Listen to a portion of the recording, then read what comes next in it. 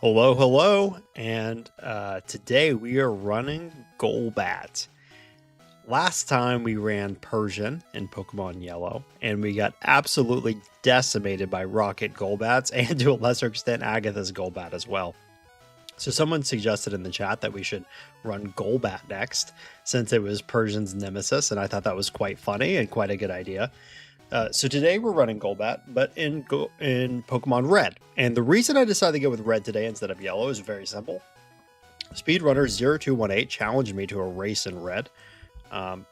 Coming soon, maybe in a week and a half, something like that. So let me know, would you like to see that in a produced video? Would you just like to see that live as it happens, the race? I think we're going to go with a random Pokemon, and we're going to play in Pokemon Red, because that's what he normally plays, is red or blue. So that should be an exciting thing. Figured, let's get some reps in. Let's play some Pokemon Red this week instead of Pokemon Yellow. Good morning, Smash Math, and hello, D1D. D1D says he last played Golbat when he was still bad at the game in 2022. In-game time was about 7 hours, but he thinks if he was to play it today, estimate between 3:30 and 4:15. And hello, Perky Penguin. People are joining the chat. You love to see it. Welcome, everybody. Welcome, welcome. Yeah, Golbat was challenging for me because I had a hard time finding recent results. I was trying to come up with like possible outcomes for what Golbat could do. My first playthrough with Golbat, if you see my splits on the screen right now, was an hour and 10 minutes. That was quite a clunky playthrough with lots and lots of resets. A lot of time can clearly come off of that, so it's going to be better than an hour 10, very clearly. I think it should be sub-hour, but I'm not really sure how good it could be because there aren't really any recent results from other streamers or players in Golbat.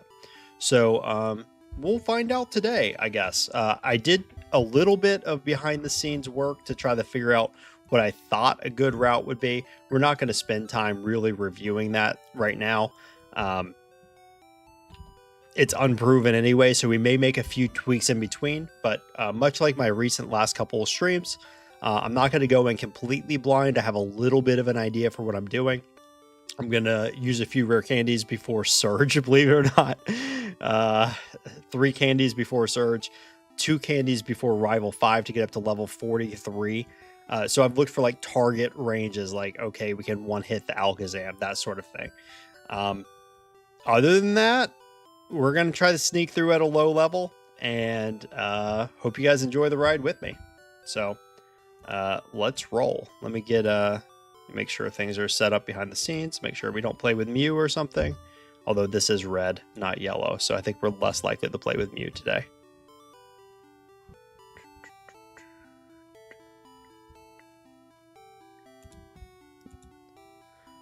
Pull up Pokebite. Set the starter to Golbat. And let's do this thing.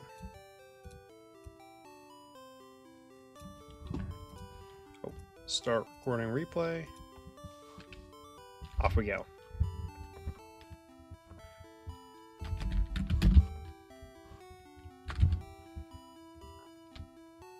The early game is slightly different, and I do think that while Brock is harder for most Pokemon because his Pokemon are at a higher level, hold that thought for a second. I'm going to pick the Charmander slot.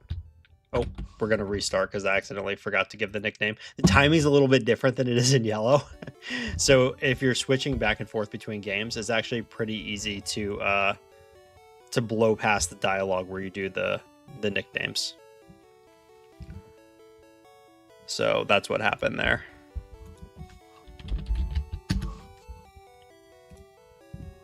Okay, let's try again. There's usually one false start for one reason or another. But I'm going to go with Blastoise as the starter that I'm up against. So I'm going to pick the Charmander slot. Reason for that's pretty simple. Most of these types don't really matter. But the champions... Did I just... I thought I was more careful that time, but I wasn't. All right. let's play nickname percentage. Can I give my Pokemon a nickname? You've heard of Brock percentage streams, but have you heard of nickname percentage streams? Yeah, Search has good AI in this game, so he's a little more challenging than usual. But the point I was trying to make is that Blastoise knows Blizzard when he gets to the Champions team. So it's actually quite formidable. It's not easy to knock out the Blastoise, and it's going to be picking Blizzard every time. So it's by far the hardest team to go up against. Yeah, we're going to go with single clicks here, I think. No more rapid fires. Yes. Okay. Cool. In the early game, we're going to be using Screech at least once on most of the targets, just because it speeds up the fights. So, well, not just because. It both speeds up the fights, and it increases your win percentage chances. Except, of course, that we can't forget 85% is the same accuracy as Mega Punch, so it doesn't always hit.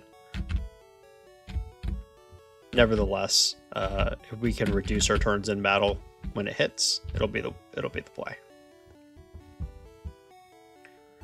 We're not going against Char Blizzard. Great question, Smash Math. I'm trying not to steal all of Scott's things, including all of his memes, but you know, I like that we have a common vernacular here. We're on the same page. We know the memes. We've got the Scott's Thoughts experiences to draw from together. I wonder if even screeching these is good, but probably not. I think it's probably just bite directly on these ones. These are pretty weak targets.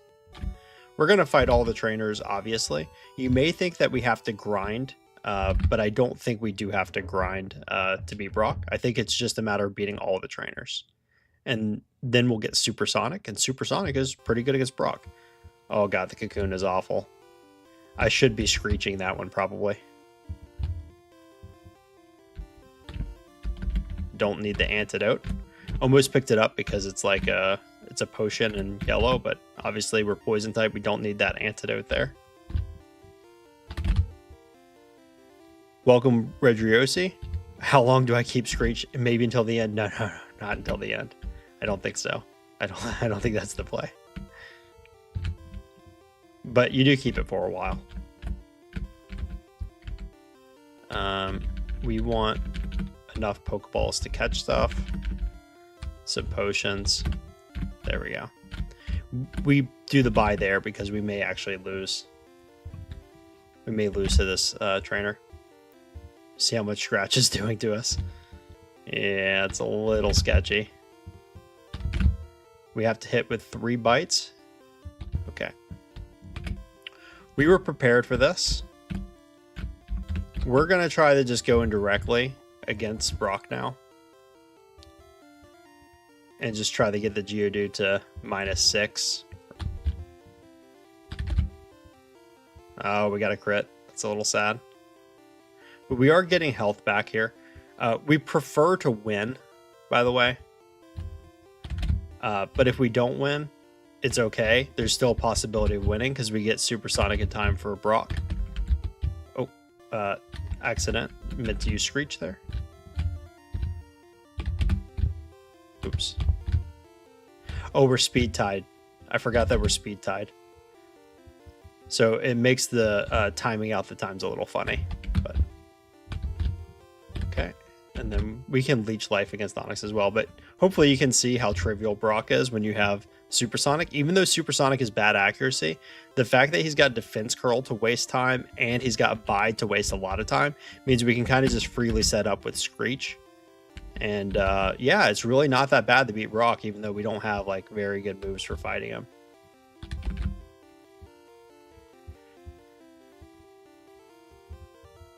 We can probably move Bite up to the top slot now, or soon.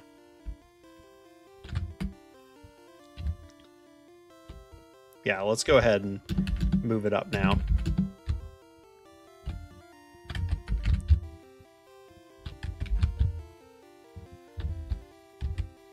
And because we do similar damage with Leech Life here, I'm just going to get a little bit of health back. Save us a little bit of time from using a potion there. Well, I think I need supersonic for Brock, although I'm not sure now that I say it. I thought I needed supersonic for Brock, but I guess there's a chance that maybe you could just get through while he's biting, setting up a bunch of screeches. I suppose that is possible. Oh, the flinch was nice there, preventing a harden. I mean, I could try skipping the junior trainer. I figured the junior trainer doesn't take that long, especially if you beat him. But if you're taking a blackout there, then it's not ideal. Will Leech Life knock out the Paris? No. Nice. That was pretty good. But yeah, sub 4-minute Brock, like, let's not lose sight of how good that is. That's excellent for Golbat. Screech is just a very good move.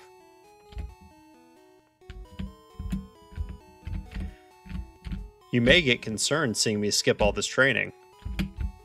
I think it's okay. It didn't seem that bad last time when I just skipped all the training in the early game. Seemed alright to me. Poison is a pretty good defensive typing for the early game. There are a lot of poison types. So like Smog won't be doing much damage to us. Voltorb doesn't have electric type attacks yet.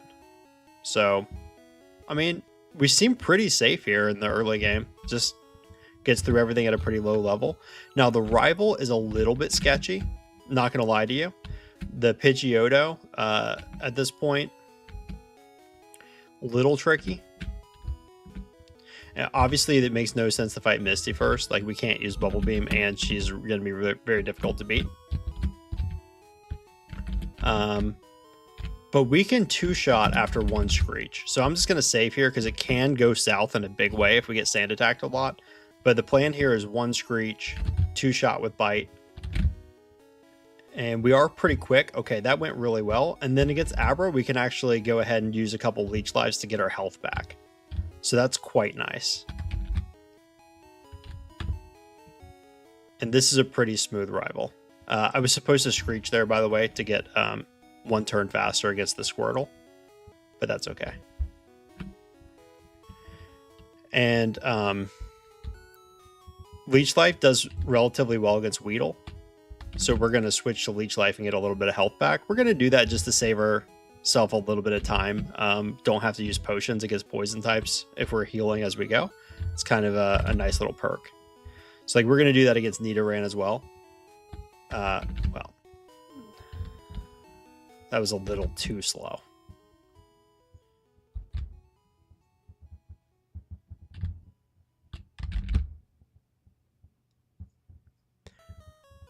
You see Leech Life just sprinkling those in here and there is quite nice. It means we don't have to keep opening our bag over and over again for potions. And if it's the same number of turns to KO, then it's a good trade-off for us. I think... Okay, cool. We got a crit there to speed up anyway. By the way, we have a 17.58% chance to crit, which is quite good. It really is. I am going to go ahead and use one potion here, because the Zubat can mess us up with confusion.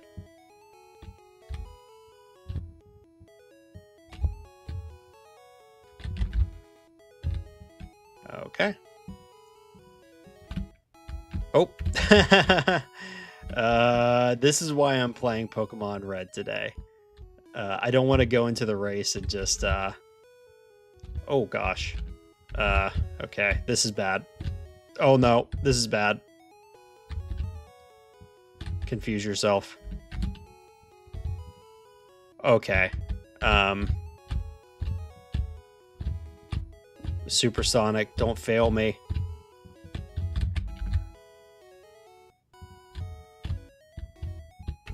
That's so sad. Okay. Guess I should have healed going into that, but I needed the Screech. That was the big problem. If I Screeched the Machop, then we could have gotten through there without a problem. Womp womp. Yeah, bad PP management. Didn't really notice the problem until it was upon me, unfortunately. Because I didn't want to go for like supersonic shenanigans and stuff like that. It's quite slow. Even though Bite is resisted, it still does a little bit more damage than Leech Life. Yeah. I just, that was careless of me, for sure. It was easy, Redriosa, you're right. It was easy to avoid that.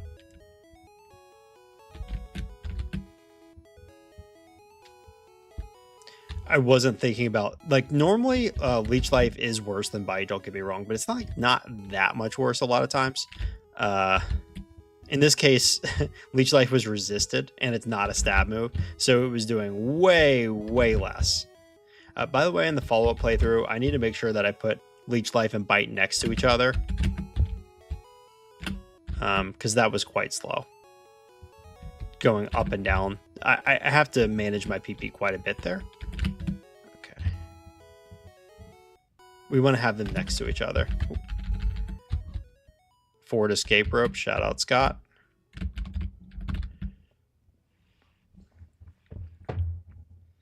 Misty's not too bad. We can lose, especially if she spams Bubble Beam. But Confuse Ray is a nice little upgrade. And I think it makes sense to just sprinkle that in to the fight against Starmie. We're going to two-shot with Bite here against the Staryu. Okay, our speed dropped, which is a little unfortunate. Okay. Okay, nice, easy. When Starmie hits itself, then the fight looks really easy. But if it doesn't hit itself, and it just like hits you with Bubble Beam, like crits a Water Gun, stuff like that, you can lose. But I think it's probably favored for Golbat at that point.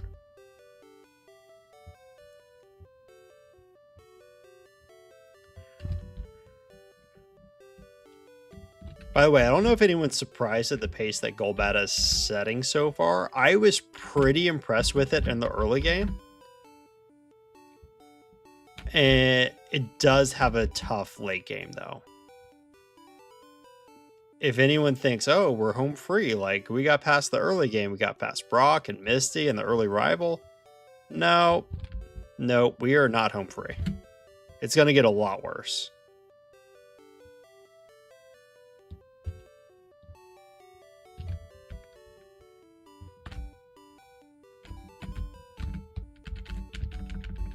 We're going to buy super potions here, and we're going to buy extra repels. If anyone's wondering why I bought extra repels there. Yeah, Redriosa, exactly. Unfortunately, you're like, oh, this is not bad. Bite, Screech, Leech Life, Confuse Ray. Like, this is a pretty good learn set for the early game. It is, but we've peaked. Yeah, learn set doesn't get really much better after this. Yeah, that's the problem.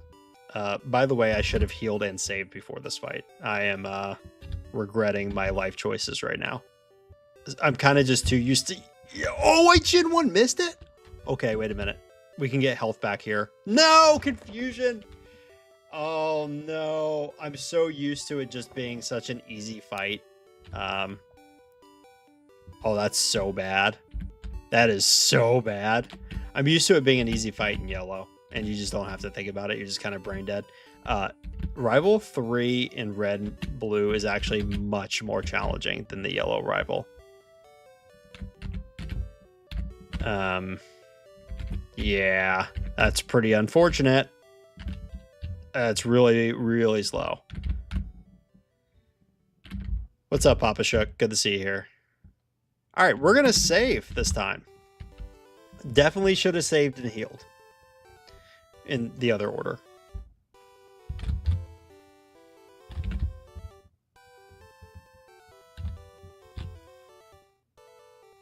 Okay. Although we also did get a little bit unfortunate there. Like, it definitely could have worked out a lot better against the Kadabra. It has a 2 out of 3 chance to just waste all of its time. But it went for confusion and knocked us out. We were healing on the Kadabra, and then we would have been fine against the War Turtle. So as bad as it was, we still, I think, had like basically a 2 out of 3 chance of winning there. So, oh well. We have extra experience right now. We should be just barely leveled up. Oh yeah, the order's different here. I almost taught dig first, but importantly, teach in that order. And then this was lined up so I could use 3 rare candies here. We're just going to do it anyway. Unfortunately, we waste a little bit of experience, but such is life. This is going to be on track with the same kind of route that I had planned. Here, we're just biting our way through the first 2, hoping that the Voltorb doesn't do anything too bad to us. We don't mind getting Shreeched at all. In fact, that badge boosts us. That's kind of nice. And then we 2-shot with Bite. Oh, wow. Look at that. We can tank a Thunderbolt, by the way, or 2 Thunder Shocks. The Confuse Ray is just to make it a little more consistent there, because if it hits itself even once, then we're going to 2-shot it with Bite, even without the badge boost that we got. Oh. Okay. I was going to say, before I took that blackout, that things were going pretty smoothly, and they were, and they should have if I had just healed. But don't get too excited yet, because this stretch is actually harder. Like, usually up through the wrapping last is the challenging part of the early game. For Golbat, it's exactly the opposite, at least in my first playthrough. This next section after these couple trainers here was actually really difficult. Once we get into Rock Tunnel, all the Rock Tunnel trainers are very difficult, especially the self-destructing hiker. But even the Slowpoke and the Cubone are not easy to deal with, because the Cubone growls you down, and then you have to beat and then you have to beat a Slowpoke after that. So I am gonna respect this trainer. Okay, Growl missed. That's really good. Okay, I think that's fine. We can just go for it now. Yeah, because we only got growled once. That looked easier than it was.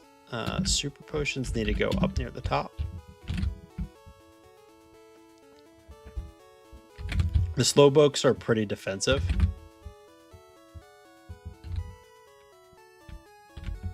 But when you don't get growled first, it's like pretty okay. It's really only scary when you get growled first a couple times by the Cubone. I am going to drop Leech Life soon, yes. I think... I don't remember exactly when I have to override it. It might have been for Wing Attack.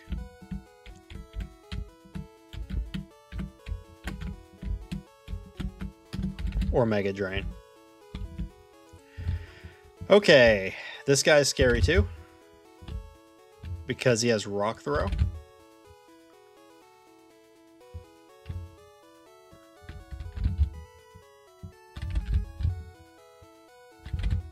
So I'm trying to heal up a little bit on him too, just so that I'm like more likely to survive. I want to be able to survive if he uses a self-destruct. Oof. In this case, I had to beat him the old-fashioned way. But you know what? We take that. Oh. Didn't mean to get off the bike. Just meant to spam out the repels because we don't need them anymore. I assumed that we would probably take a loss at some point there and then need to use an extra repel. But in this case, we didn't. So that's pretty nice. Okay. Off we go. Meant to fight the other one, but it's not a big deal. We'll just fight this one instead. She's not that scary. She's kind of waste your time.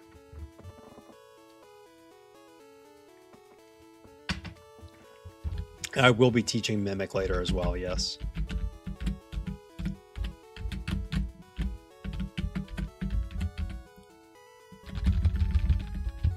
Basically as soon as I can.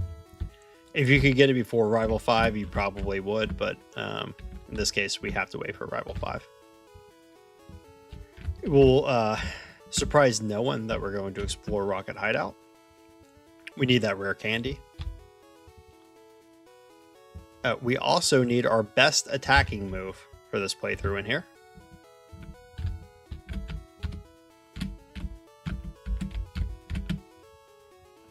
Double Edge. Amnesia is crucial for Lorelei. Yes, we're going to be using Amnesia and Mega Drain to get through Lorelei.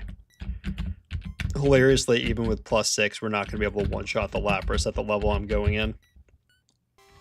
But we can tank Amnesia, or we can tank a Blizzard after that, so.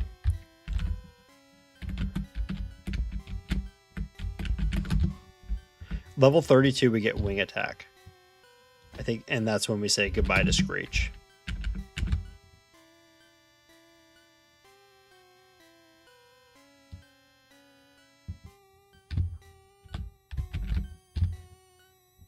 And I don't think we even save before Erica. Like, she can't do anything to us. She does almost no damage to us with her attacks.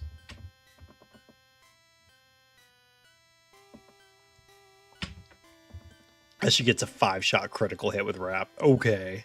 Okay. She's like, oh yeah? But look, you see how much the Mega Drain did. Come on. What EXP difference? Smash Mouth, what are you talking about?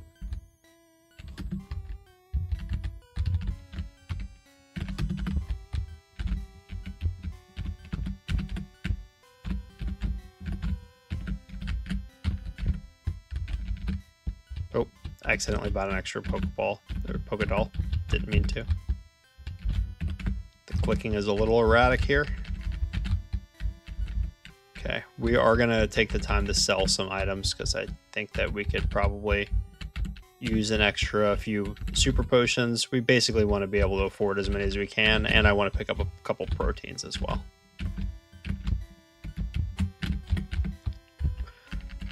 Here we buy 11 super repels, and then we will buy, wait, yeah, a couple great balls, and then super potions. Okay, good enough.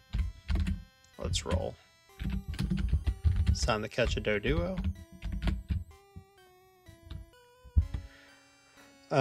Will it live a wing attack? Not a crit. I think it'll survive a wing attack probably. Yeah. Don't have damage ranges for that, but it seems good.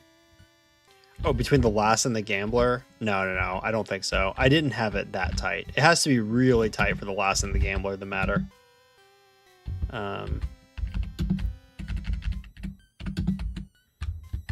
Really wish I could teach Fly to my Golbat. Really unfortunate that I can't.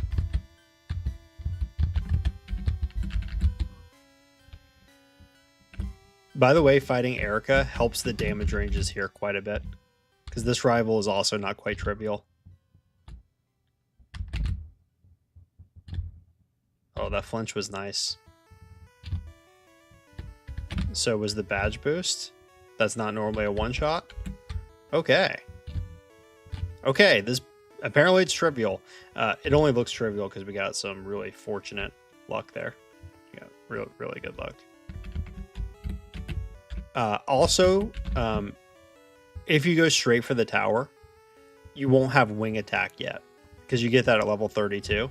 So that's another reason we do Erica first and the Rocket Hideout, because now with wing attack, we're one-shotting the Ghastlies, whereas Leech Life is quite a bit weaker against them.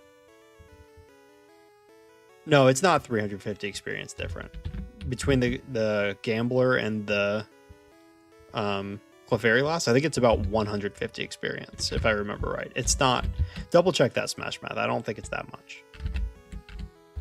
Oh, rare candy. Try to use a rare candy. Oh, shoot. This is the part where I'm supposed to have taught Double Edge. I'm actually supposed to teach it, like, basically as soon as I can. I'm going to teach it right after this fight. And I think this is where we say goodbye to Confuse Ray or Leech Life. Leech Life. I don't think Leech Life has utility anymore.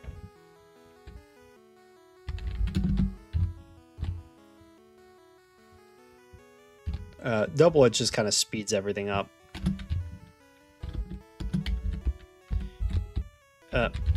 This is why I buy myself. This is why I buy. This is why I buy extra repels, because sometimes I just do that. see super and then I just spam a repel when I want to heal instead. I think it's a guaranteed one-shot on all these, by the way, if I remember right. I think I checked those ranges. You just hold down the double edge button. So double edge speeds up the mid game quite a bit.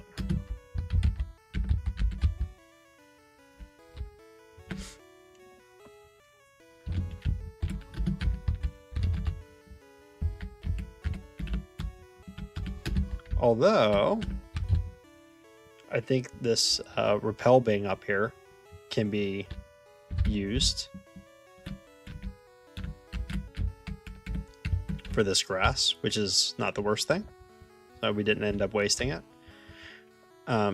Here, they just can't do much damage to me, so I think it's fastest to just double edge through and heal afterwards. I may need to use some bites against the biker boss with 5, because I'm just going to be taking more recoil.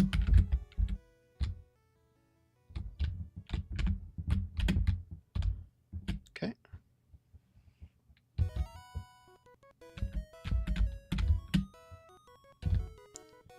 $154 difference. Yeah, that sounds right.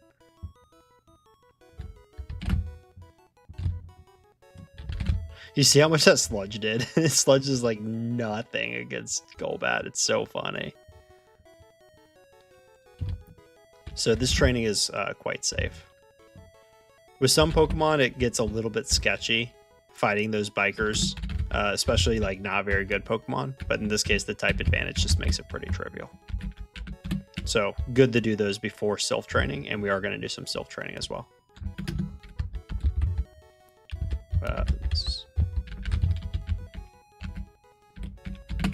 We are picking up the Carbos, and you may think that's a funny choice because it's like, well, we're pretty speedy actually. I think we have 90 base speed. Like we have a lot of speed. It's like, aren't we going to naturally outspeed everything? Because we need a lot of levels to get through the game, and we've got high base speed, so why pick up Carbos? Here's the thing. Oh. I'm glad I noticed that, just barely. We don't need 8 Pokeballs. That was overkill. We're not going to a high level. Love it or hate it, this is probably something you know about me. If there's a way to get through at a lower level, we're getting through at the lower level. I don't want to train too much. So we're going to do some training in Sylph here, like some, but I don't want to do a lot of training with any Pokemon. Sometimes you have to, but we're not going to be at a very high level. Those Carbos are for Lance's Aerodactyl. 3 Carbos will give us just barely an outspeed on the Aerodactyl.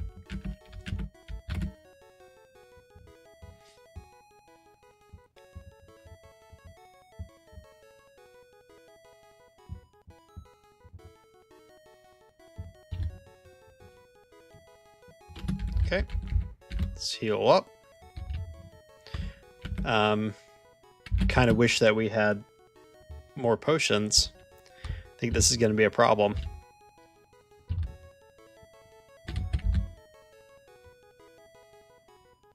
Oh, we just Gen 1 missed a bite.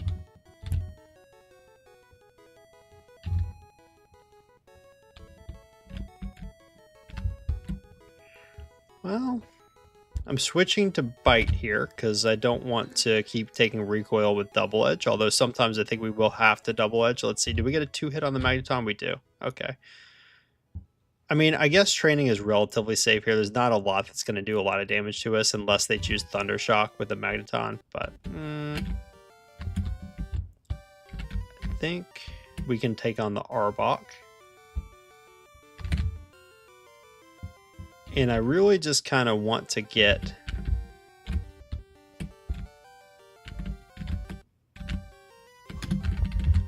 through this fight. Hopefully we can get through this fight.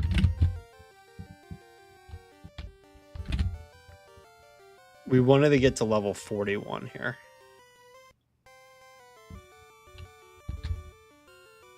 Oh, Sonic Boom got us. Oh no. Oh no. It doesn't have to go for Sonic Boom there. Could also go for Thundershock. Okay, I guess this is a bad idea.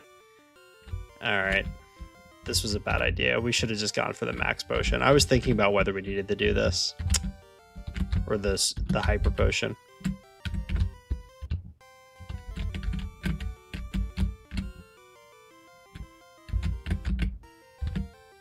Alright. Pretty defeated. That was painful. Just trying to just luck my way through there.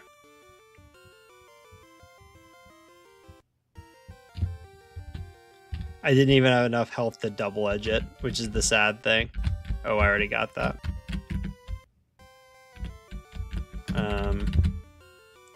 We wanted to get to level 41.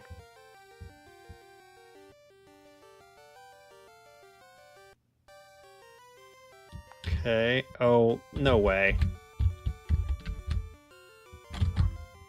Really? I got statused.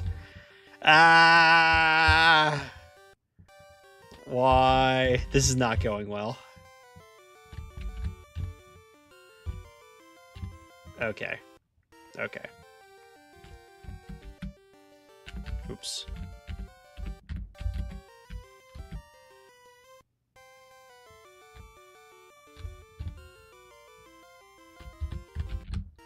We're red barring. See that, everybody? Red bar. Golbat red bar. Alright. Let's go. Time to fight the right. Oh! No! Alright, I'm starting the tilt. I'm starting the tilt. At least I picked this up. I didn't need that experience. I just needed to get to level 43. Okay, let's see how it goes.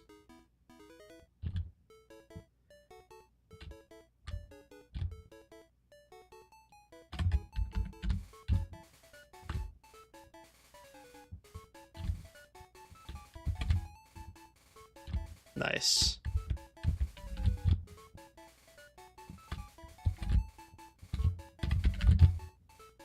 This is kind of a long fight, but it should be fine. Oh my gosh, he just crit a water gun. Oh no. Come on. Oh gosh! Yeah, see, it was fine, everybody. See, it was fine. The Blastoise deserved hiker music. It just started spamming withdrawal like Bruno does X defense. That was pretty bad. Okay, we need a full restore here. I was supposed to teach Mega Drain, by the way. Teaching Mega Drain there improves the Blastoise fight. And I think that's when we say goodbye to the Confuse Ray.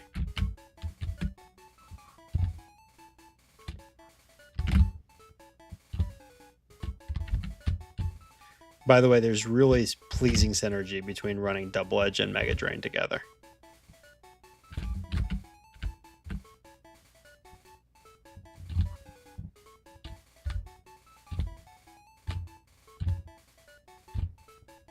Probably could have used some bites there. Rage is so bad. It's nice. See, look at all that health. Just coming right back. Almost full health. Cool. Giovanni's kind of a joke.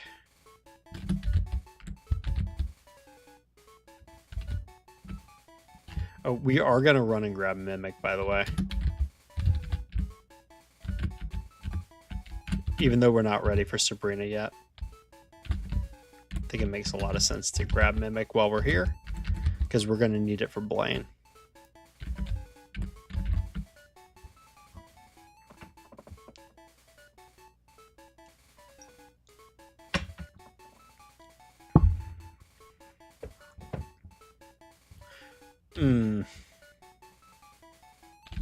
Just remembering that we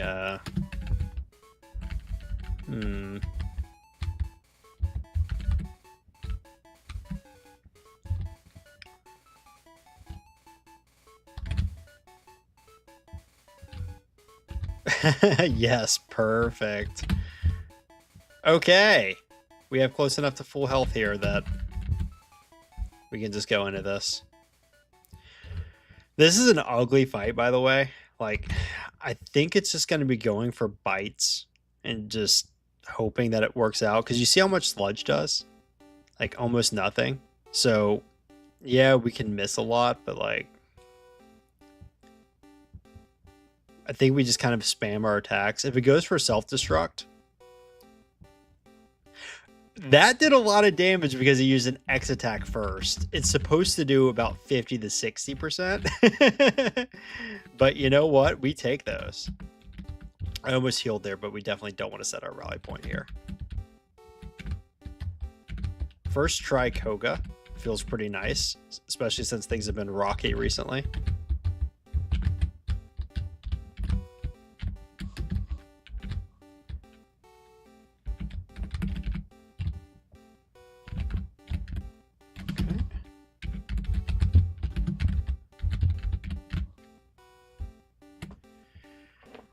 We're going to fight Psych here.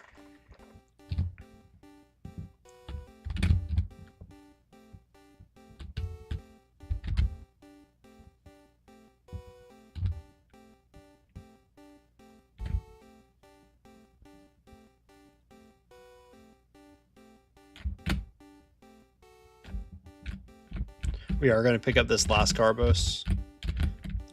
I don't think it matters throughout the whole playthrough, except for the Aerodactyl, but the Aerodactyl on Lance's team is pretty scary. It has high stats and stuff. I prefer the outspeed it. You can always like crit a Hyper Beam and stuff. And even though the Dragonairs ahead of that aren't like difficult because they spam barrier and stuff, they can waste time. You don't really want to go through it. It's a little slow. You don't want to go through that over and over again if the Aerodactyl beats you. Here's where we need agility, by the way.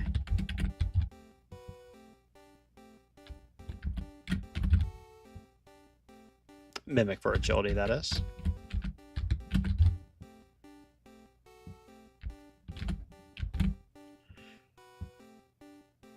Blaine is kind of bad in this game, but the raw stats on the Arcanine still make it a scary fight.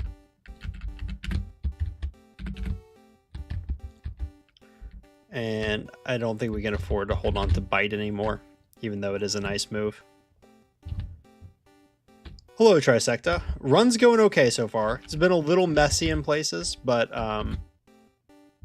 we're doing all right.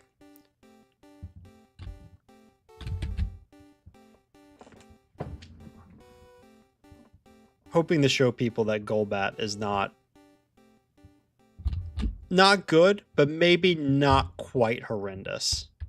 Uh-oh. The growl was really bad there. Okay, the crit was really good, and we got him. Yeah, the badge boosts, I should probably double edge the Rapidash there, just because giving it an extra chance to use Growl is really bad. If it growls us, it makes the Arcanine really difficult to take out. We're kind of banking on a crit, actually, just to get through that fight at that point.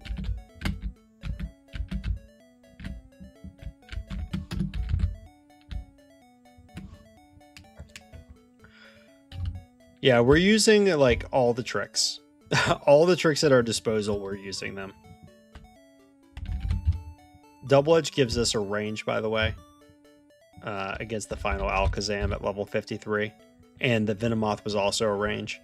So if you get one of those two ranges, you should be pretty safe. It's not a totally safe fight, but it's like, I feel like it's a safe enough fight. Like, it's good enough.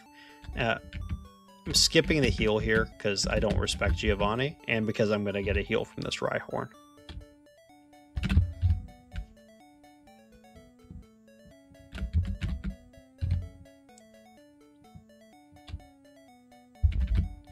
Will I do red runs with Charizard having Blizzard? You have to ask Scott to do that. That's Scott's meme.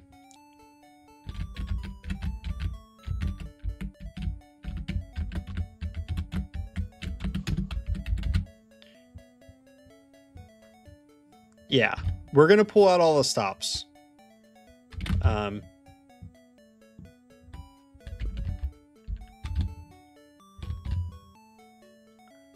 It's funny that like Mimic is basically our best move. Because when you don't have good tools, you kind of just have to use like the tools that you have available. By the way, Mega Drain's not a one hit on the ride on unless you get a crit. Funny enough. Like, that's how bad of a move Mega Drain is.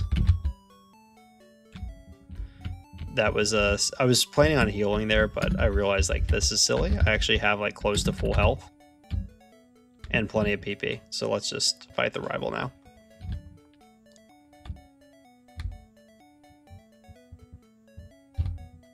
Nice usage of agility there. In case you're wondering, don't I want to mimic agility? Yes, I do. I'm just going to use it from the Growlithe here because the Growlithe is less scary and it's locked into only agility, whereas the Pidgeot can actually attack me.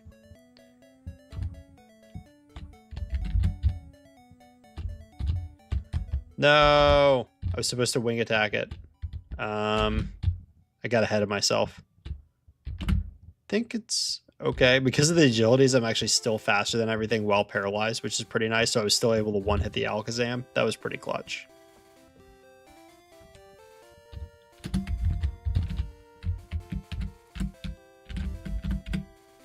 Okay. By the way, 41 minutes. We beat the gym challenge in under 40 minutes. I bet that would surprise most people. I bet most people wouldn't think, and I know it's red, right? So, okay, the gym challenge is not as hard as it is in yellow.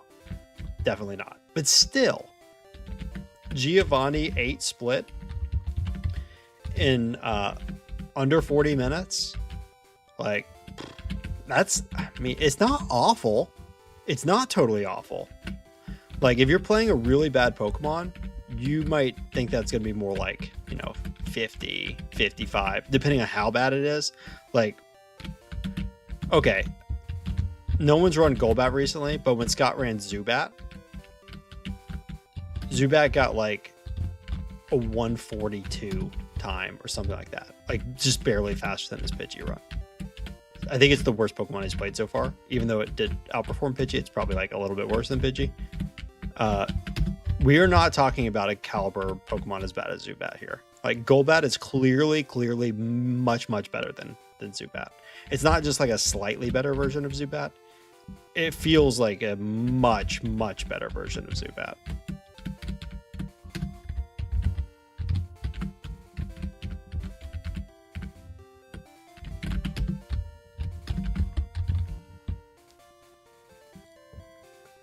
Trisecta says, as a 60-minute voter, very surprised by the time. Well, that said, before we sing Zubat's or Golbat's praises too much, we haven't gotten through the league yet. And the league is going to be sketchy. Sketchy. Like, very sketchy. You see how much damage that did for your enjoyment? Yeah, like almost nothing. Okay. That was a nice crit. We survived. Okay, cool. All right, now see, but this is like a huge difference. In yellow, this Slowbro knows Psychic. And so it would be randomizing between Psychic and Amnesia, which is terrifying. In this case, it only knows Amnesia as a Psychic type, and it just keeps spamming that forever. So that gives us a... I've had this like all game, by the way. Yeah, the Slowbro, it looks funny. It fights funny. It's so goofy. It's so bad.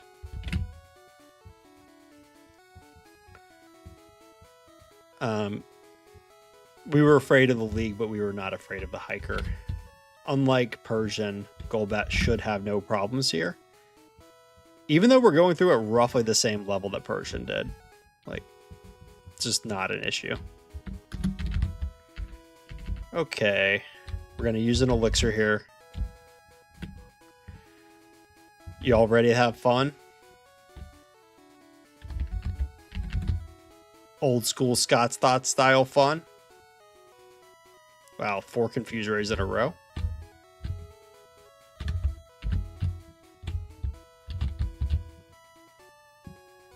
Okay.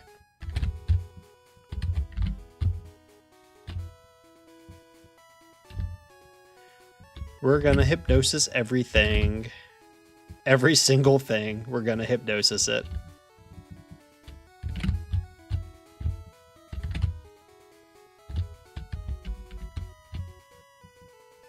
Come on.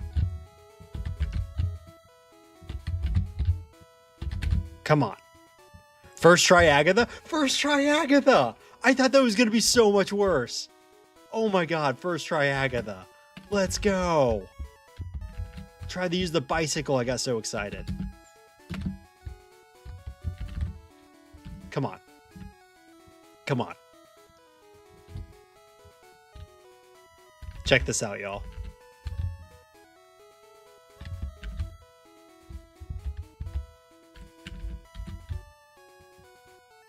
Okay, can I? No! Okay. Okay. Do you see the strategy? Have y'all caught on to the strategy yet?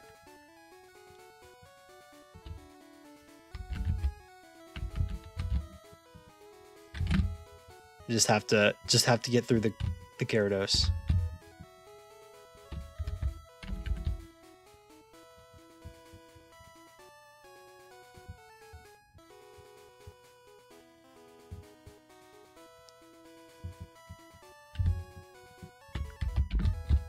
No! No! Oh no, the 20% miss? Why? That was it.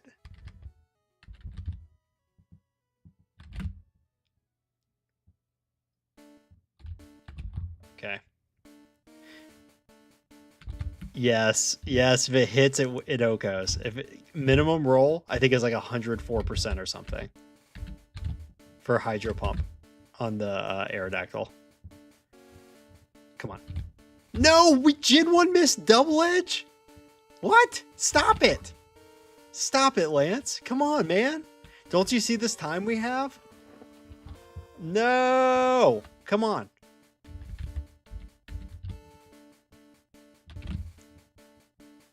Okay. Lear. Yeah, so Agatha was like supposed to be horrible and Lance was supposed to be pretty doable.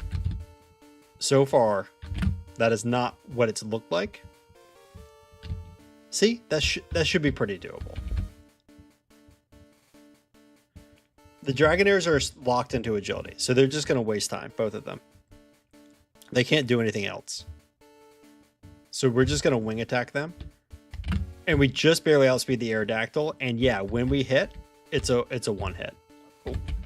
Should just use double edge here, I think. Pretty sure we have enough health. Yeah, I was worried about that. Like this might take forever. We kind of need to get crits. Crits to speed it up. Is Hydro Pump doing more at this point? It is. Did you have Hydro Pumping the Dragonite down on your bingo card? Was that part of it? Did you think that was going to happen? Okay. The strategy for the champion, you guys are going to love this. The strategy is to get really lucky. Reflect is a great start. Okay. And now we just mimic Horn Drill. We don't one-shot the Rhydon, which is a little unfortunate. But then we're going to double edge down the Arcanine. Takes us 3 turns. Go to low health, and then we Horn Drill the...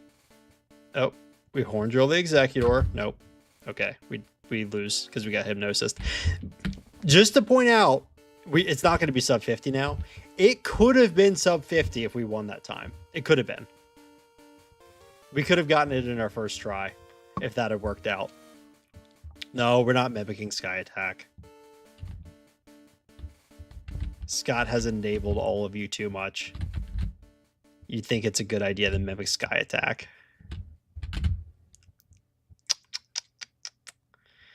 Never go full meme. Okay, come on. Wake up. Wake up. All right, here we go. Let's go. Let's go! All right, 50 minutes and 17 seconds with 9 resets and 3 blackouts at level 62. We took down the champion with horn drill strats, and I think that's the best way to go. We can also mimic hypnosis. I don't know if that's safer or not. It probably feels safer to some people because it's 60% accurate, but I kind of like the horn drill strat better.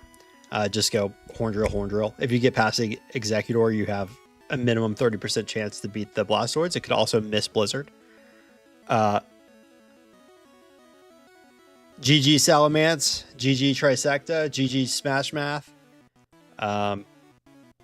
Gianelli, good to have you here as well. Glad you're able to catch me live. Yeah, 3:07 game time, by the way. 50 minutes is still sub 60 minutes, so Trisecta wasn't wrong. Great point, Trisecta. Fantastic point. We didn't get sub 50, but if you look at my splits against like what I had in my first run, 50 minutes versus 110, I'm shocked that I was able to knock 20 minutes off of that time. Like over 20 minutes. 20 minutes and 40 seconds off my first time to my second time. Leveling up is bad. Leveling up is bad. I looked at a couple other results. Like D1D said, he hadn't run it for like 2 years.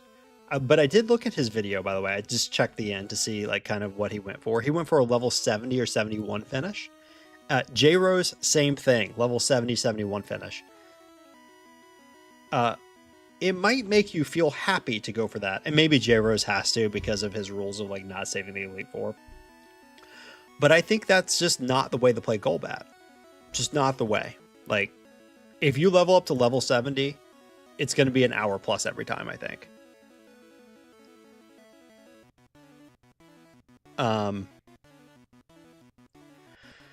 Right, Perky Penguin, exactly. If I mimic Hypnosis from Executor, then I have to dodge the first Hypnosis from the Executor, and then I have to hit myself. So I think the math is probably not really much better, if any better, to go for the Hypnosis. Plus, I think Wing Attack is like 3 hitting after that, too. So there's a chance that it wakes up and uses Hypnosis again, or I have to use it again, this sort of thing. And the Blastoise is like a 4-shot with Mega Drain. It's not fast. So that's why I go for Horn Drill. I think Horn Drill is just better. Just take your 30% chance and run.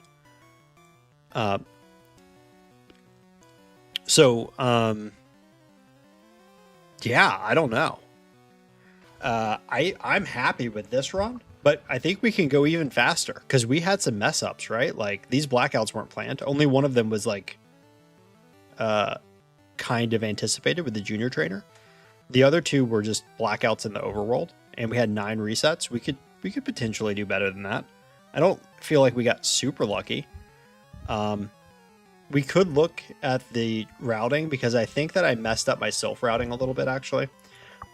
My experience didn't quite line up properly. Let's see.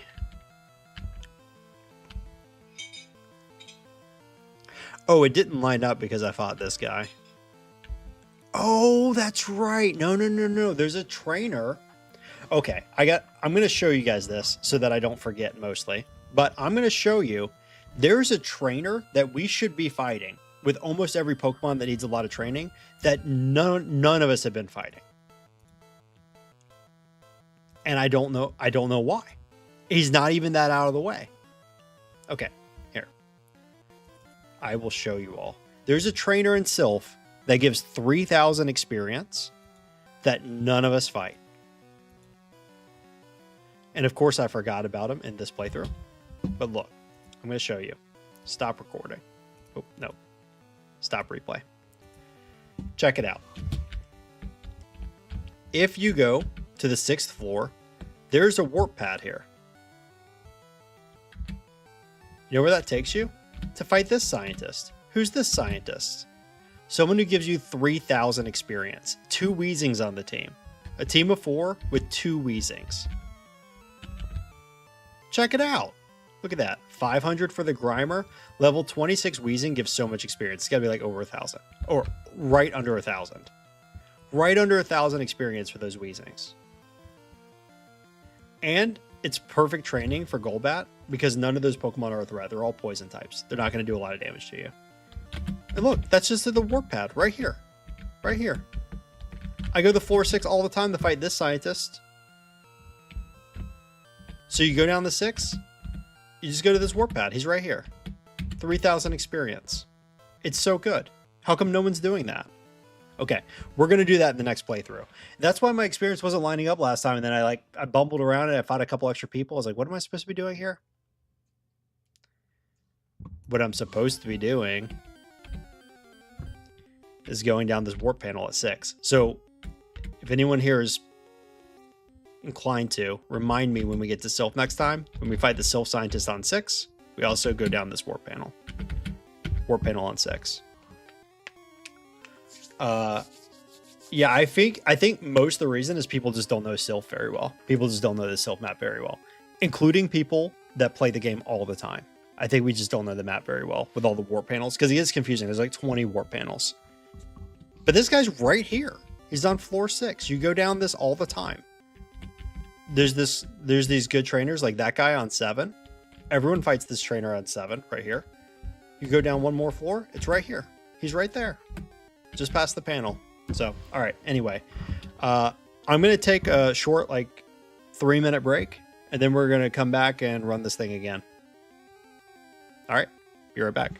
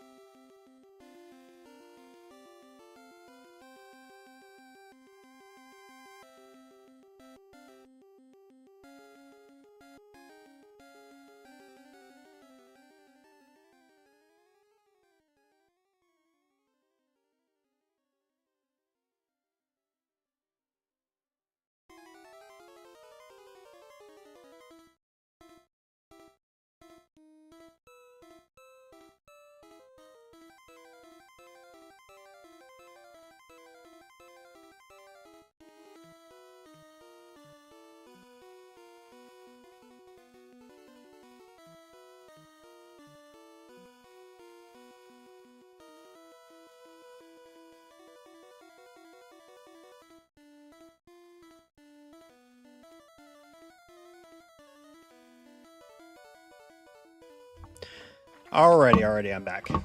Okay. Did anyone see anything that we need to look at in between runs here?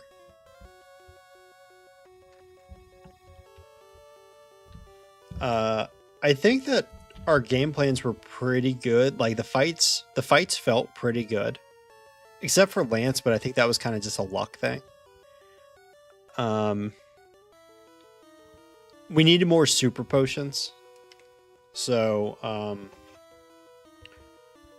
yeah, I don't know if it's worth like maybe picking up a couple more TMs just to sell stuff to buy a couple more super potions. Maybe that's a decent adjustment to make. Or maybe instead of buying that protein, yeah, I think that's the way to go. Instead of buying the second protein, I just pick up the protein in Sylph instead for the 3 proteins to help out with damage ranges a little bit. I think that'll probably be a like more time efficient thing to do.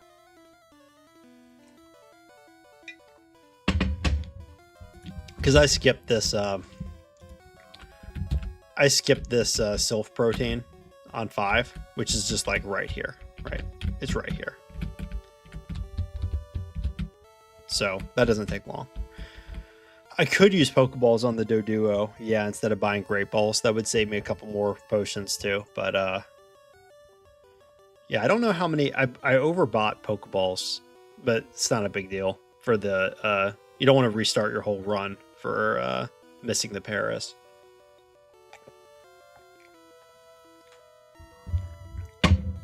Okay, don't let me forget the Sylph guy on 6. Let's run it again. Let's go again.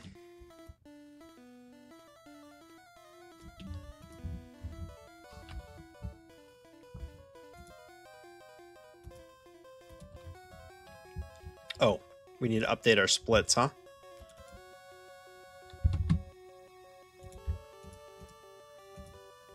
Yeah. All right, let's go for sub 50.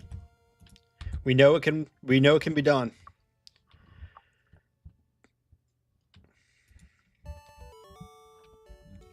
Thank you, Perky Penguin. Remind me and oh, it's Lickitung.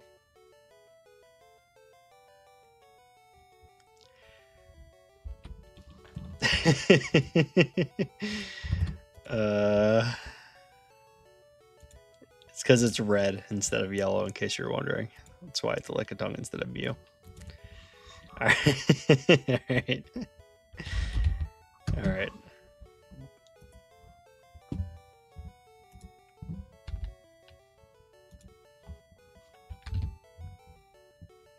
There we go. There's Golbat.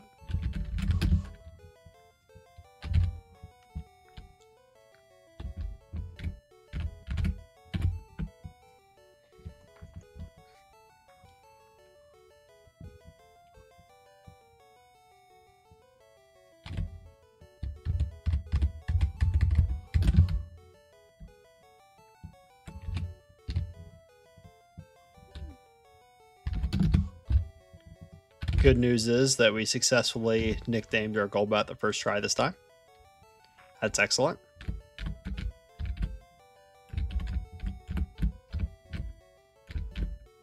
We're going to try to talk to Oak from the side this time to make Redriosi happy.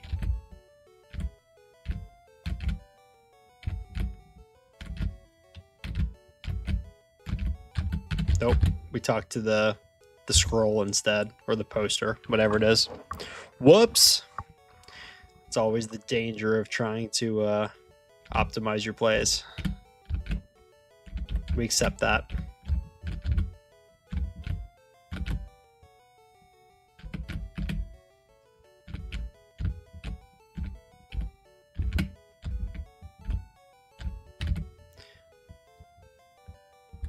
Trisecta says, you hate the Squirtle sprite in red. Looks like Kailu.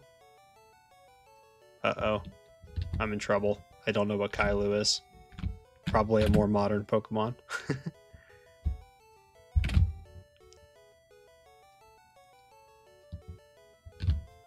Oh gosh, 4 hitting that Weedle? That doesn't feel good.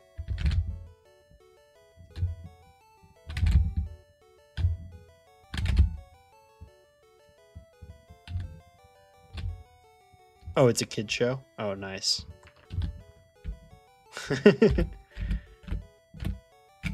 I do have kids. I have a 2.5-year-old, but we don't really watch much in the way of cartoons yet.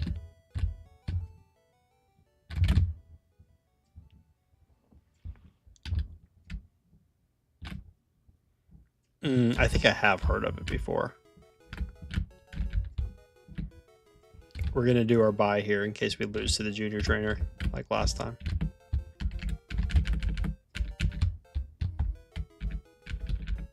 Wait, Pokeballs. Ah, fumbling here a little bit. Accidentally bought too many and then it wouldn't let me.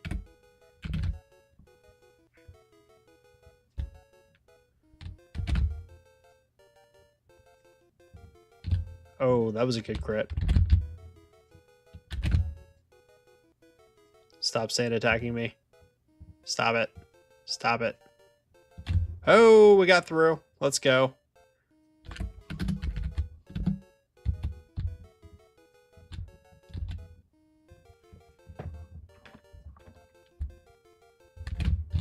We didn't have Supersonic for Geodude last time.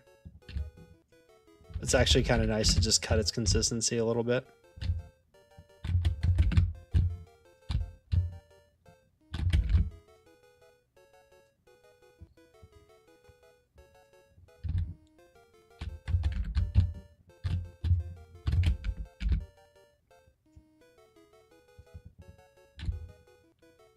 Onix does so much damage to itself when it gets confused.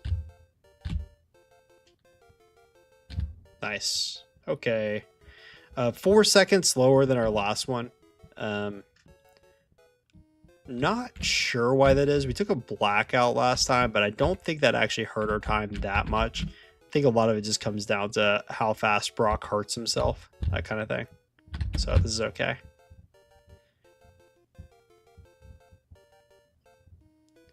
Yeah, 4 seconds. I mean, we had a fast Brock split last time, I felt like it was pretty good.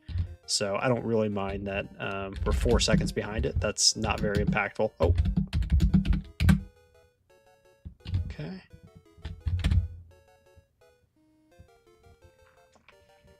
We can't get poisoned, so the Ekans isn't really that scary. The only reason why the Ekans gets really scary is because it can like poison you and then wrap you. And then that poison damage hits every time. But when it can't poison you, it really doesn't have teeth.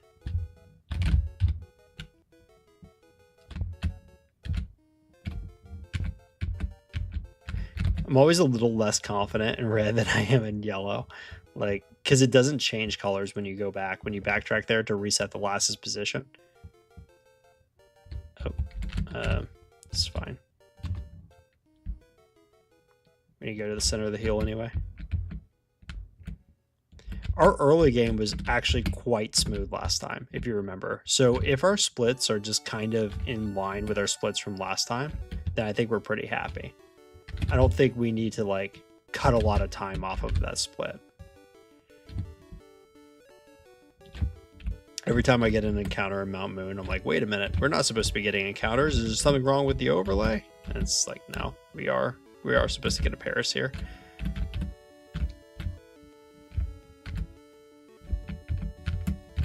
Okay, then we have to fight this guy with the Zubat. He could get us, because confusion could always get you. But I think we're usually going to be fine here. Yeah, Nugget Bridge has a potential for saving, so we took a blackout last time. That's true. So if our rival 2 split is within like 20 seconds of last time, we could still save decent time. I'm going to go for 1 Screech here, just because the coughing is very defensive. It probably saved us a turn in battle.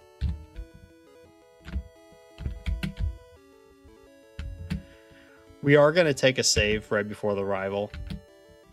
There's plenty of places where RNG can get us. So I'm not that worried about taking 1 or 2 early resets if we have to. Like, it's not the end of the world. We just want to get runs in, you know? Like, it's going to come down to Agatha, Lance, and the champion.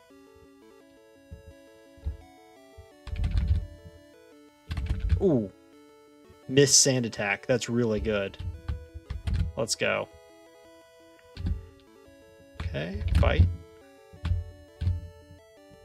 We're going to Screech the Squirtle once. Okay, that was a very smooth rival fight. Check it out. That was nice. Okay. And our rival was very smooth last time. I thought surprisingly smooth. And we still gained 1 second on that split. So we are happy about this. I'm going to go ahead and just switch into a leech life there. Save a little bit of PP and heal up. We do need to make sure we're sprinkling in leech lives so that we don't end up in the situation we had last time. Okay, come on. I missed like 5 attacks in a row because of 1 sand attack. A little unfortunate. Hit with a couple screeches there too, because at this point we're actually running low on leech life PP as well, which is a little wild. But 16 bites should be enough. I'm still not too worried, but we do have to be careful. Even gonna put a screech in here.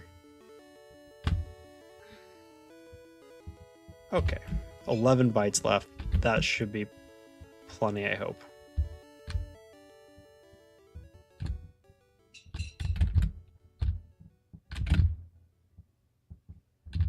Okay.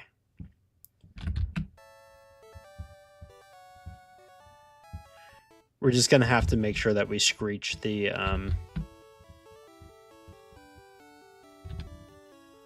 next few Pokemon here.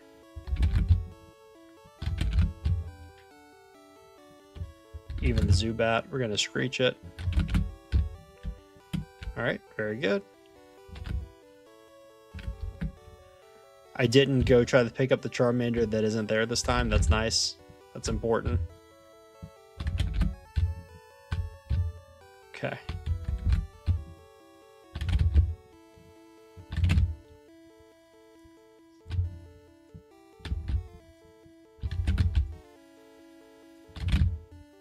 All right, we made it. We made it to the Elixir, boys and girls. We did it.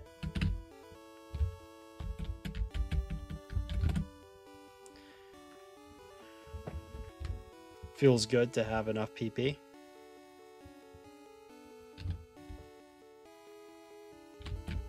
One sand attack equals 5% accuracy. That's correct, Perky Penguin. That is how Gen 1 math works.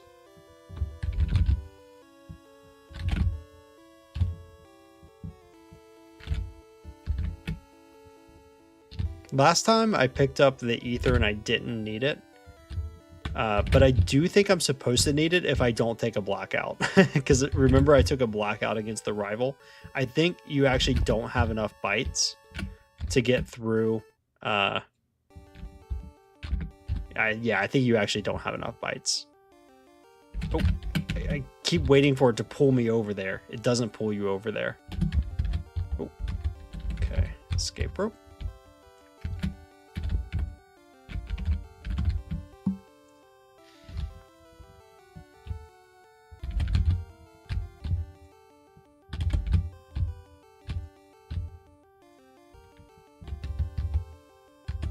Definitely want Confuse Ray. This is what makes Misty much more consistent. I think we fought our heads up without using Confuse Ray. The odds would be quite a bit worse. Okay. Confuse Ray. Screech. Uh-oh. Uh-oh. We're in trouble. Yeah, let's go. You saw how scary that got, right? Until she actually hits herself in confusion. Like, if you waste a turn using Confuse Ray and it doesn't pay off, yeah, I can go south in a hurry. But I think even if you attack straight up and you don't get her hitting herself once or twice, like, it's going to be a very sketchy fight. Okay. We've still banked that ether, by the way.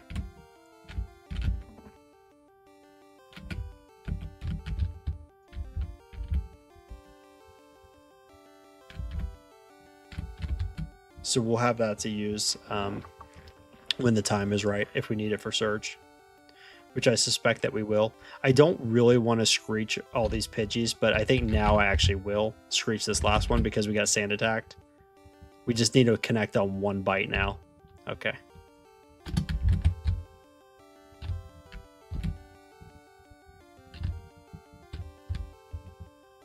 Yeah, we don't want a red bar. We don't mind winning on red bar every once in a while, but this is not a sustained red bar type of a Pokemon. Go for a bunch of super potions and an extra repel. 2 extra repels was overkill. I think 1 extra repel is just fine. Skip the body slam guy, unfortunately. We would love that body slam. Okay, you see how our bite PP is getting low here? Down to 5 bites. Go ahead and pop that ether and heal. And save.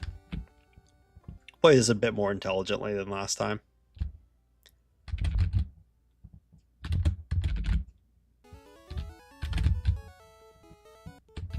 Maybe it was just supposed to be 2 bites there. I don't remember. Maybe it was supposed to be 2 bites. I screeched that Pidgeotto, and that feels wrong. Oh, I think it was supposed to be a screech on the War Turtle. Probably not on the Pidgeotto. But anyway, we got through that fight without any difficulty. And then you could see we are 56 seconds ahead. That's because of the blackout. So we saved a bit of time, 18 seconds over Misty, because of that first blackout, which hurt us a little bit on Nugget Bridge. But then we saved a substantial time, almost a minute ahead now after Rival 3 from saving the blackout there. So good stuff.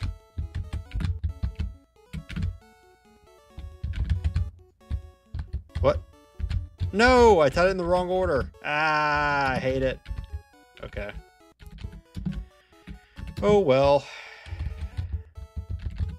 Oh, candies.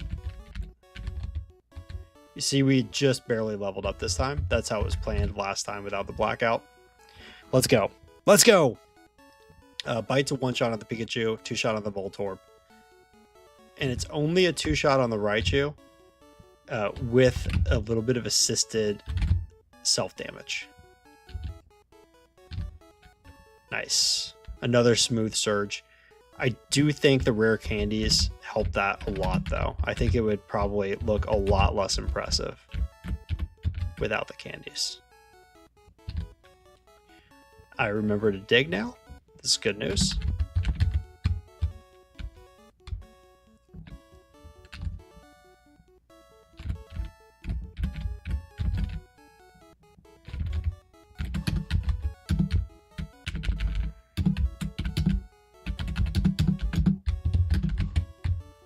Ah, you see how bad I am at using Dig-a-Gut. I did that on stream last time too, didn't I?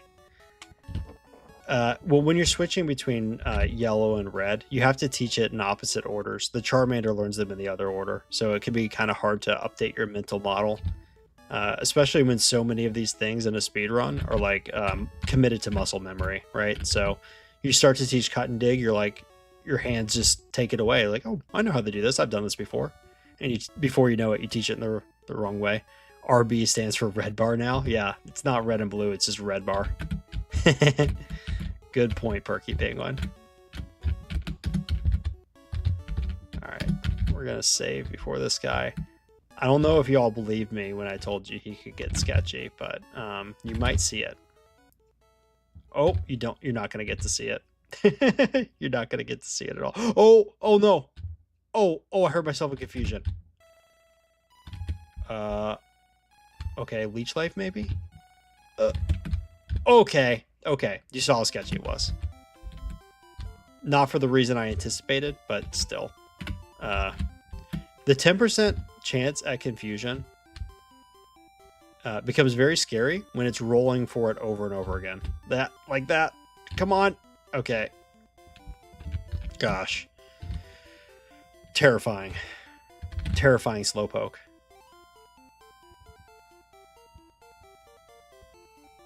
All right, we're gonna have to use a full restore now, unfortunately, just to cure the paralysis.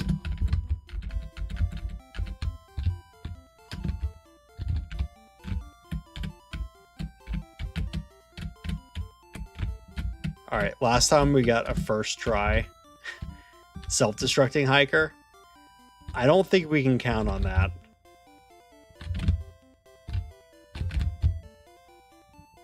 Oh no, a crit. Okay. Okay. Well, you know, if we get to heal ourselves. Oh, we did it. Another first try. Let's go. Wow. Golbat. Golbat impressing the fans at home. Look at that.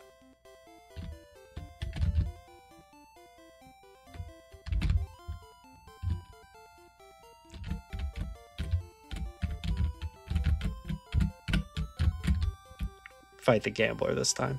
I think it's better. By the way, I know that Leech Life is kind of a garbage move, but notice that we're at 0 PP of Leech Life. If we didn't get access to Leech Life, this early game would be a lot worse. I know it's funny, but like, Leech Life is actually a pretty good move in the early game. It really is. Especially if it gets stabbed, but even without stab, we found pretty good use for it.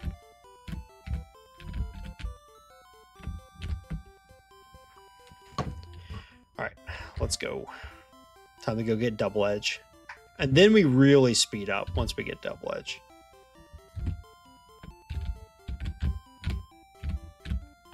No messing around this time. We're going to teach it before the rival.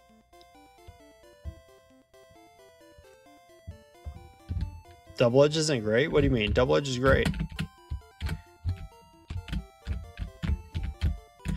Obviously, it's usually not as good as Body Slam, but I think everyone slept on it for way too long. I didn't need a heal there. Come on, David. Don't heal there. Go, go, go. Fast.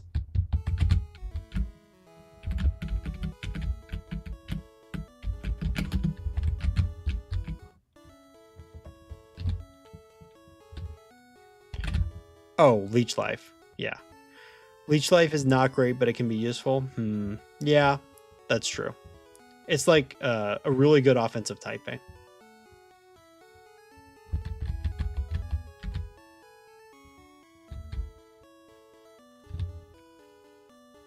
I kind of hate that we're paralyzed, but I don't want to backtrack and we use our full restore. So we're just going to do this. We're just going to fight paralyzed. Oh, Wrap. Oh no, is she locked into Wrap? Alright, just kidding. We're not going to do this.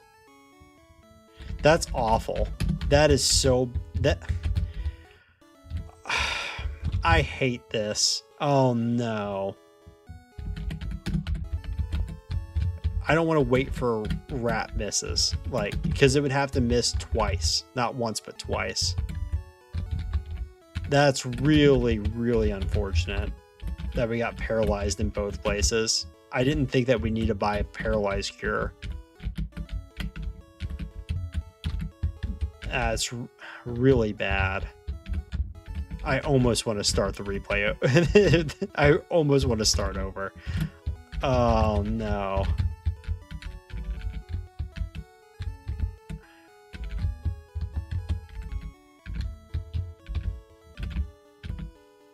I don't think I can buy a paralyzed heal, can I? Oh, I can. Okay, I'll buy a paralyzed heal now. Oh, it's just so unfortunate.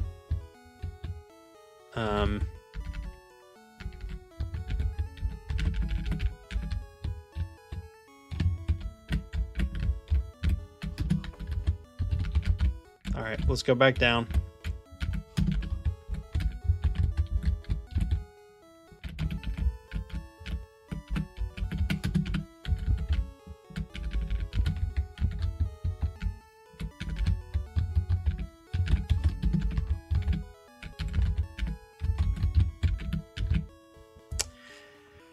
Oh boy. Yeah, I'm going to look and see what this split looks like. If we're still like on target with the last one or whether we've lost a lot of time.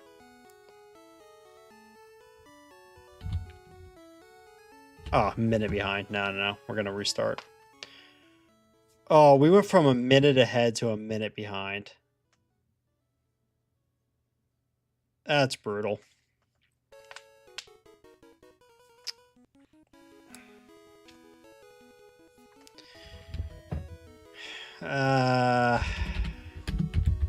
Yeah. I mean, I could see this one through just because we'll play better next round. But,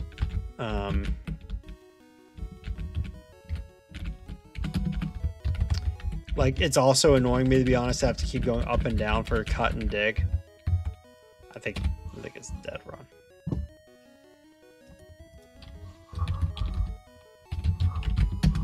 Dead run.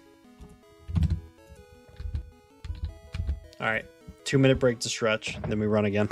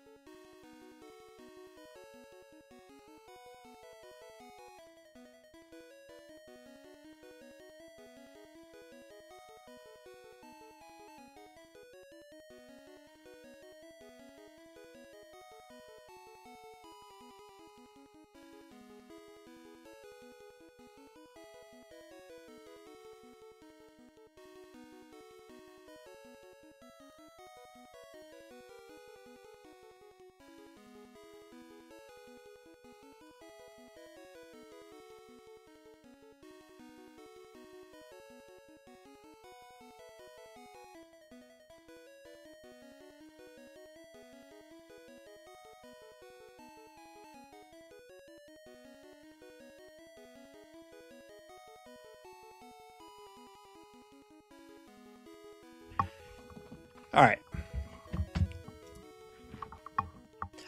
Hard to describe it, but I just kind of felt a little sluggish last time too. Even though I know the run was like doing an okay pace. Let's crush the game. Let's do that. Let's go fast. Everyone wants to see sub 50. Let's do a Golbat.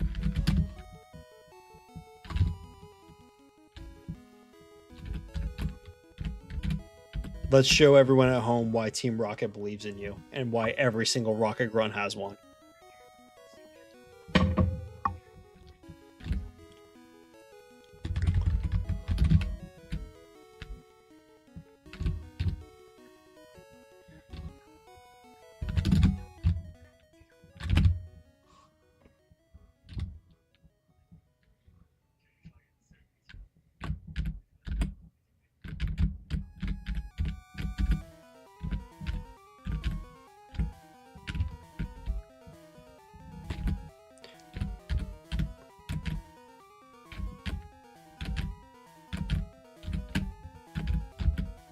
There we go.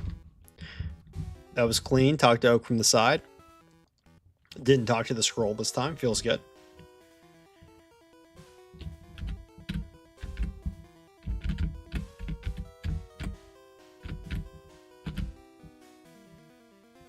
There we go. Pretty good overall movement there.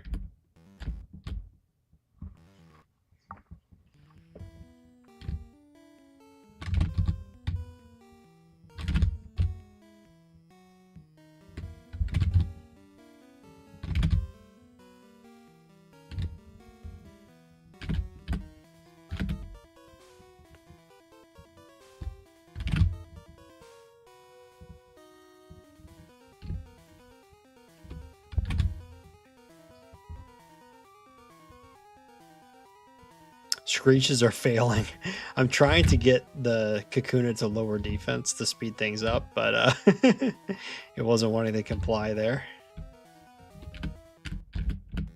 Skip the antidote, obviously.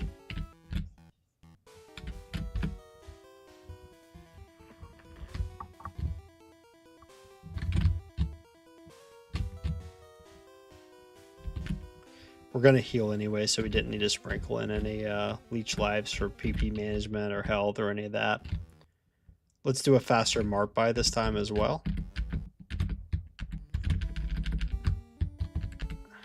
There we go.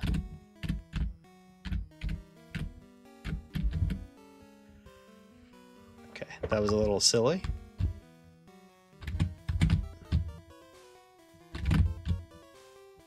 Okay, we got crit there, so we're not likely to win this. But we could. No. Oh. Why'd I reset? I didn't save in front of that trainer. Alright. Whoops. I think that was just muscle memory. I lost the trainer and I was like, alright, time to reset. We banked it. We have a strategy for playing there if we yeah, we don't have to win that fight. That's okay. Again.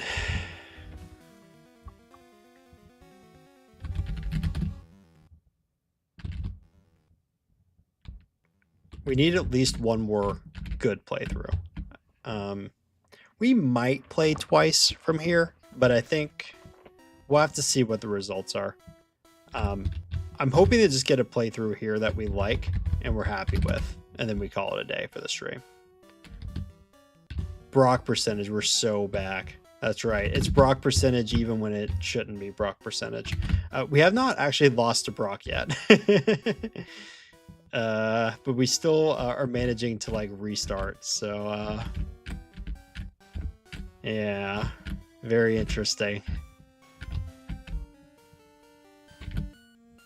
I was a little worried knowing the move pool that Golbat had that it was going to become a Brock percentage stream. It has not felt that way though, with Screech and Leech Life giving some like sustain to the battle. Actually feels like Brock is quite manageable. Of course you can lose. Like, that's not a challenge to the universe here. Go away, Pidgey. Certainly we could lose here.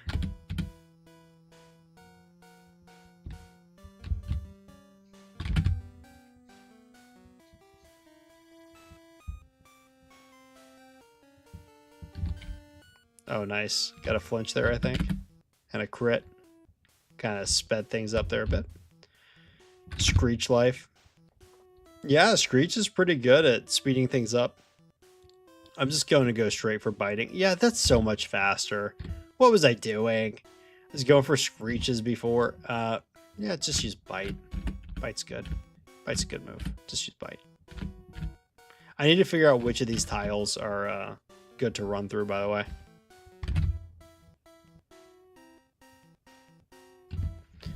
There's one thing about using Screech is that you're not giving yourself potential for upside with crits. Whereas if you just attack, you always have that upside. And Golbat crits quite a lot, actually.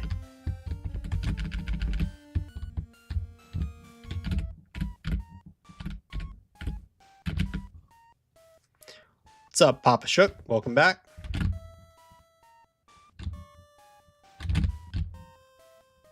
We got crit there. That's not good. All right, F off, Sandshrew. Nice.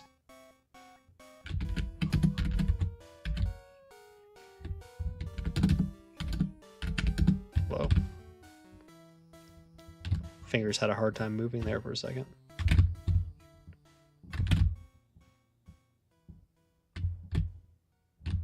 Oh yeah, hurt yourself. Actually, we don't really need you to at this point.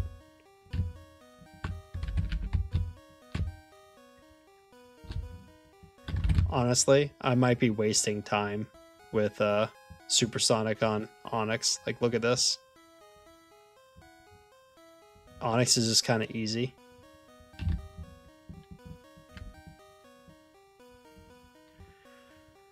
Well, we're playing Red today, Papa Shook. So, no, Coke is not that bad. Not in Red.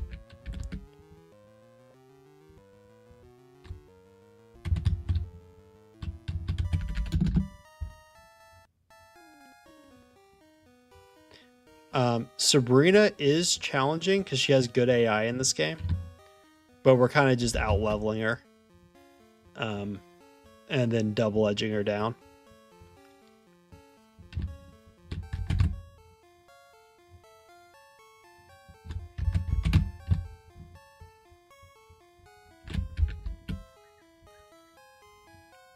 Yeah, he's got the coughing team in red, so it would definitely be quite a bit more scary in yellow. Quite a bit scarier in yellow.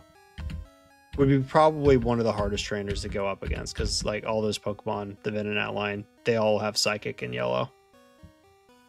Quite sketchy. All right, I feel like we're off to a faster start this time. This feels pretty good.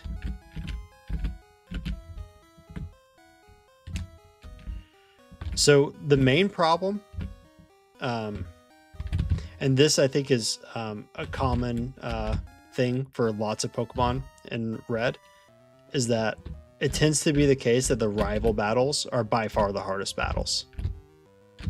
And that's definitely true for Golbat too. So like all the rival battles are harder than almost all the gym leaders.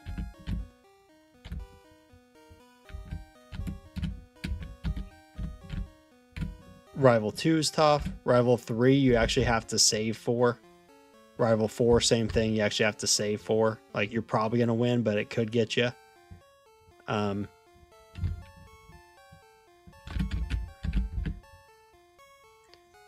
With good planning, I think the gym leaders are pretty consistent in Red.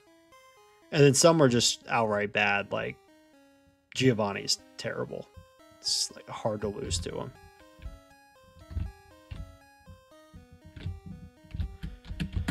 Oh my gosh. I stopped moving for a second because I expect yeah.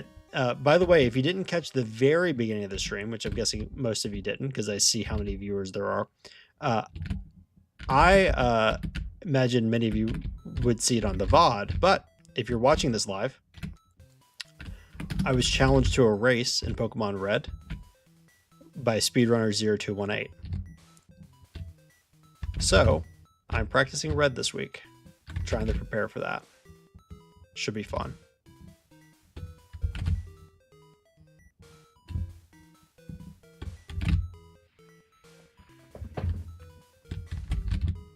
So let me know, like, is that something you want to see live? Would you like me to produce a video about it afterwards? Let me know if you have any thoughts about that, but I think it'll be a kind of a fun experience to go mano a mano. It's just going to be kind of like what you see from most of their streams if you've ever caught one of their streams before. Oops. It's going to be like 2 runs, 1 blind run, 1 optimized run, but the optimization is going to be very quick turnaround.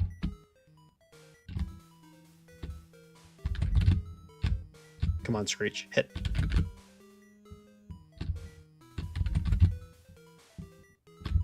We do have to use some Screech here to manage our PP through Nugget Bridge.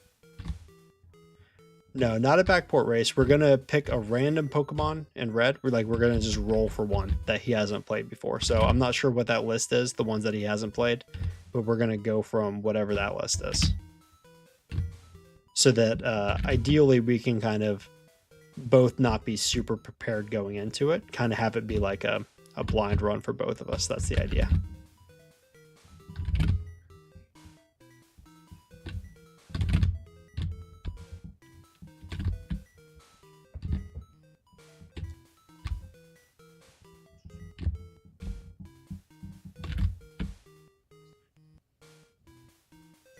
Yeah, Screech is pretty useful. It's not like great, but it helps a lot against Brock, and then it just helps you not have to backtrack because it gives you basically extra PP through the Nugget Bridge section. So I'd say it's definitely a very useful move for Golbat. Golbat's early game would be quite a bit slower if you didn't have it. Oh, I Gen 1 missed a bite.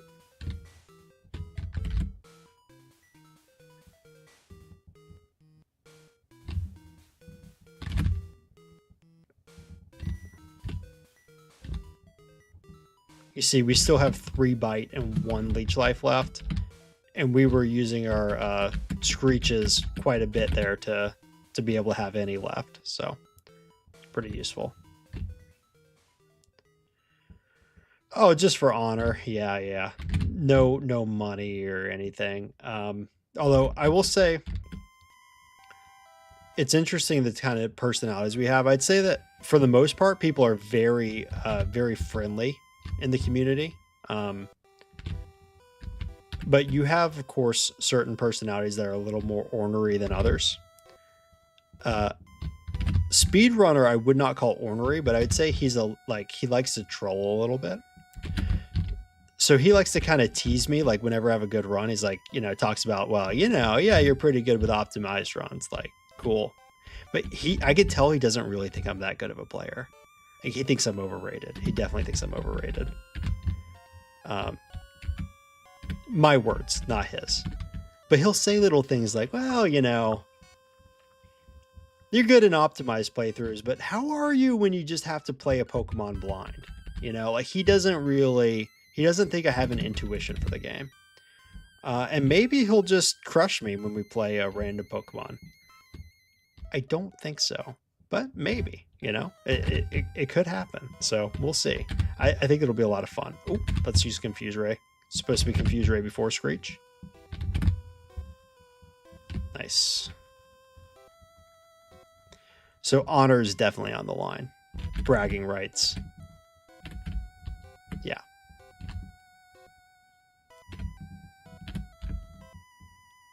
Well, we're playing on his home turf, but I'm not going to use that as an excuse because I am preparing for this match.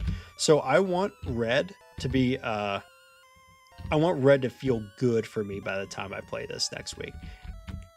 And in fairness as well, I think because Red is an easier game, I think it's easier to adjust switching from yellow to red than it is to switch from red to yellow. So if we played a race against each other and it was in yellow and I beat him and he's barely played yellow, it wouldn't really feel fair to me. Whereas I think that I can play red against him and it should feel pretty fair.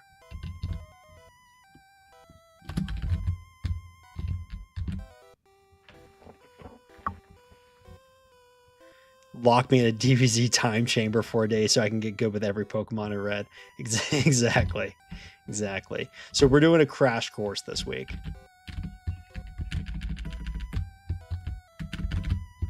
May as well buy more super potions until I'm out of money.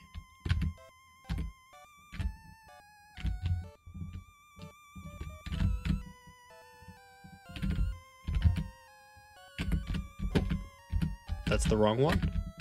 I tried to look at chat for a second, and then I lost track of how many doors I'd been down. D1D says, if it means anything, I think you're a good player. Appreciate it, D1D. I think I'm a good player, too. I do have a bit of an ego, so I don't know how objective I am, but I do feel like I'm one of the better players out there. So, I have confidence. I don't know if I'm going to win the race or not, but I think I should have pretty good chances. He's also quite a good player, so there's no doubt I could lose. I could lose, but he's a good player, and he's playing a game he's comfortable with. So, depending on what the Pokemon is as well, I think that there are some Pokemon which lend better to my playstyles than others, and same for him. Like when the Mew race happened, it was a lot like his backboards, right? So he was actually, I'm not going to spoil anything, but like he was putting up good results on the leaderboard early in the Mew race because he's very good at this sort of thing, right? Like, a really strong Pokemon that doesn't need a whole lot of optionals, just kind of crushing the game. He's good in that format. So if we roll a really good Pokemon, I think it's a toss-up. I think if we play like more of a middle of the road Pokemon, I should have quite good chances. Forgot to use the ether. It's not worth fighting that out without Bite PP. All right, see you, Trisecta. See you in the VOD.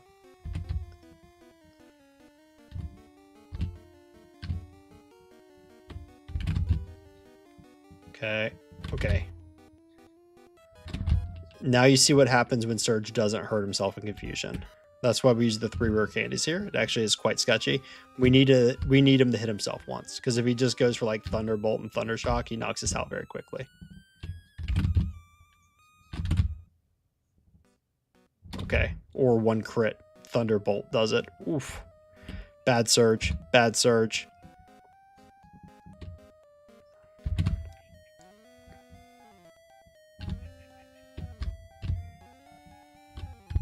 Hurt yourself, please. Thank you. Yeah, we can take one regular Thunderbolt. It was the crit Thunderbolt that got us.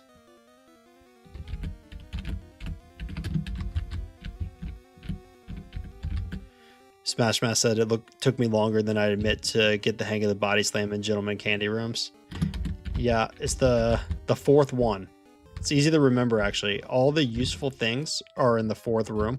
Now, that doesn't mean it's easy to do muscle memory-wise, because they kind of like blend into each other, especially when you're running past them on 4 times speed. But it is easy in theory, in that the rest TM is in the fourth room down that hallway. Body Slam is in the fourth room if you walk to the left at the beginning. And the Gentleman Candy is in the fourth room on that floor. So it's always the fourth room that you come across. So if you're getting into playing this game yourself, and you're trying to remember where everything is, it's quite easy to remember. It's the fourth room.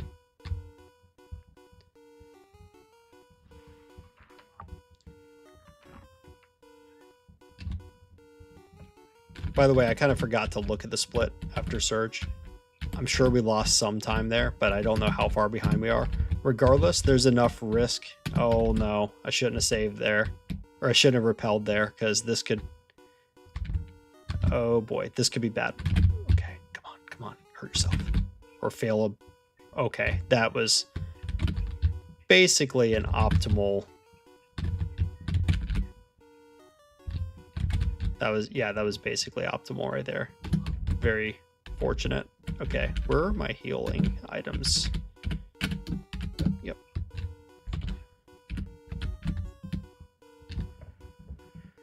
Okay, we're just gonna go straight for bites here. It's a 4 hit, which is not great, but we did have crit upside there, and then actually we don't need to heal. I'm gonna go for leech life. Okay. Am I gonna get paralyzed again? Like in Erica's gem? Are we gonna run it back? Am I gonna have to start buying paralyzed heals? I pretty much got away from using paralyzed heals because I could always use a full restore instead. But now that we got paralyzed again here, now I'm starting to get worried. Okay.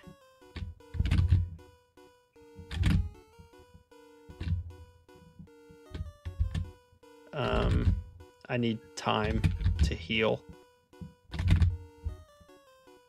Uh-oh. No! That's such a slow reset. No! Okay.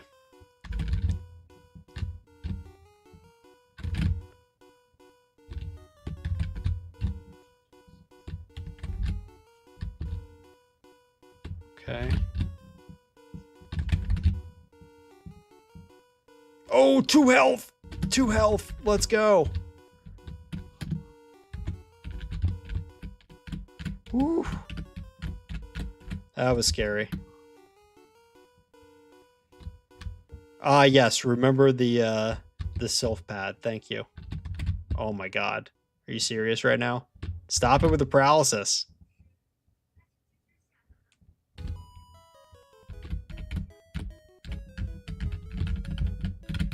Gonna heal. Gonna heal here. I don't want to fight the person paralyzed.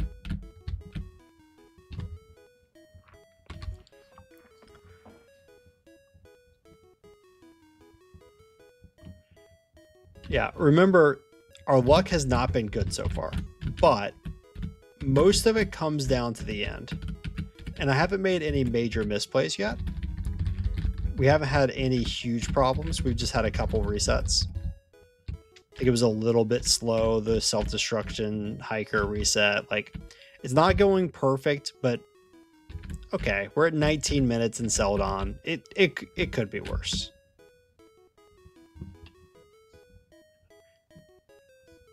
And we're gonna complete this run no matter what. We gotta complete runs. We can't just restart them all the time.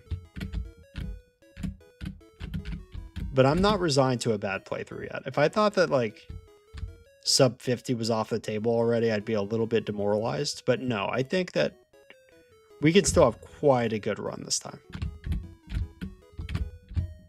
Got to lock in and play well, though.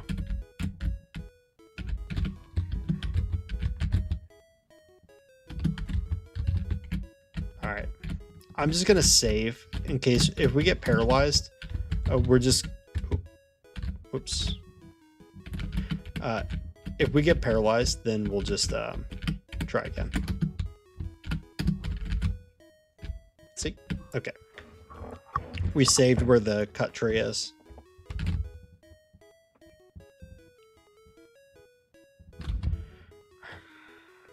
Come on.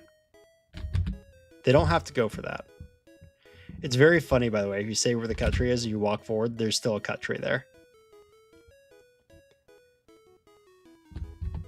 Yes. We want to overwrite. Get wing attack here. Okay. See? See? Was that so hard? You didn't have to paralyze me. All right. Let's go. Let's go. Let's go.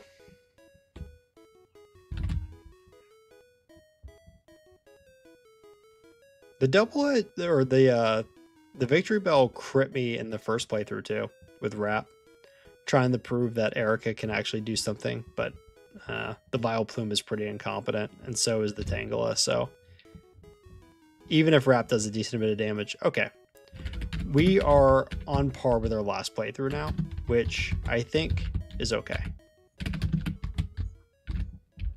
We lost a little bit of our early game advantage, but there's going to be a certain amount of variance one direction or the other. I think this is acceptable. There's definitely time to save later on, especially in Sylph. We're going to buy a protein here. And then we are going to buy a bunch of super potions. So many super potions that it's silly. Because we're double edging everything, right? So when you're double edging everything, you need to be able to heal.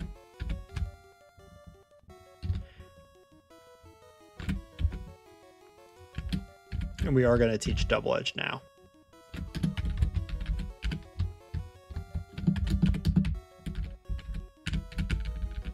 Oh, there's no repels.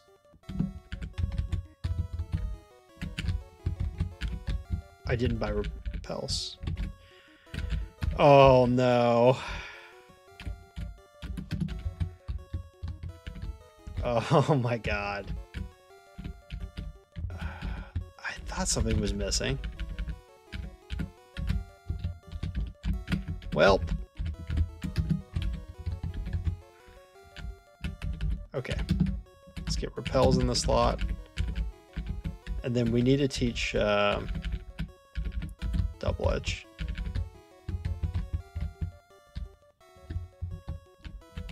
May as well teach Mega Drain now too.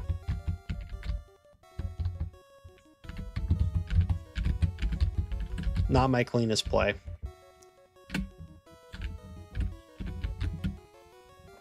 Oof.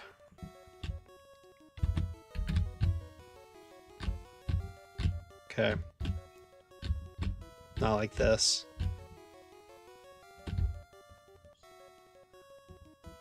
Good thing we have a lot of wing attack PP, but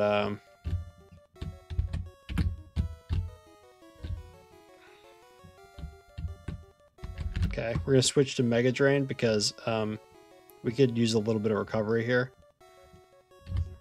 All right, well that rival fight was very sketchy. We lost 30 seconds, partially because of the buy being inefficient. But partially because that fight RNG went really poorly for us, but we avoided the reset, so we trudge on.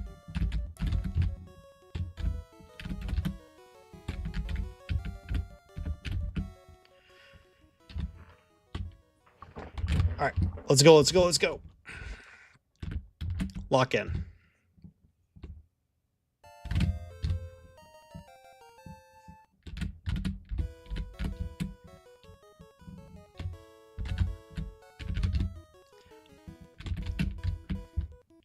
We have double edge this time, which is quite nice. Last time we had forgotten to teach double edge of this section. So this speeds up our training here a little bit. Although we are going to have to mix in super potions. That's okay. We plan on this. That's why we bought a ton of super potions.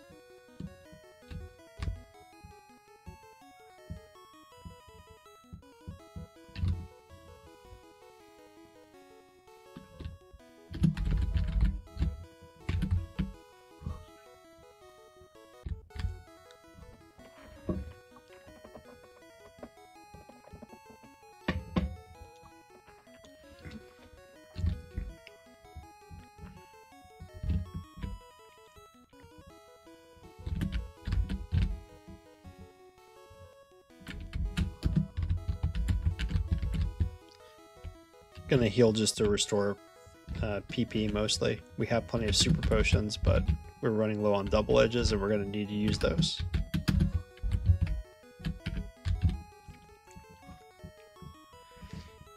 Alright. We'll fight the two bikers. By the way, I thought about fighting the mid-choke primate guy, but you'd think it makes sense with the type advantage, but wing attack is such a low damage move that I don't think it really makes sense to do it. Because you're still two-shotting his Pokemon, and it's only 1800 experience. So it turns out that it's more efficient to do training in Sylph. Ooh, that was a nice candy snipe.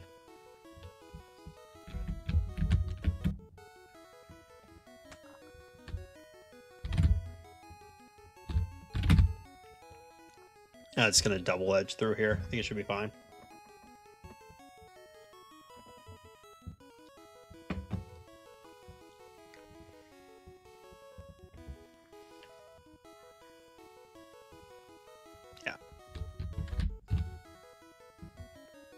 Double edging until you can't double edge anymore. Just double edge through all the PP.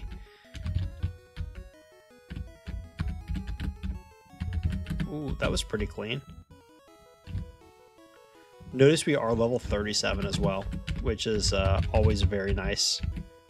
But it's more important in yellow than it is in red and blue. I think in red and blue, like maybe it's 33 or 32. The highest level is much lower in red.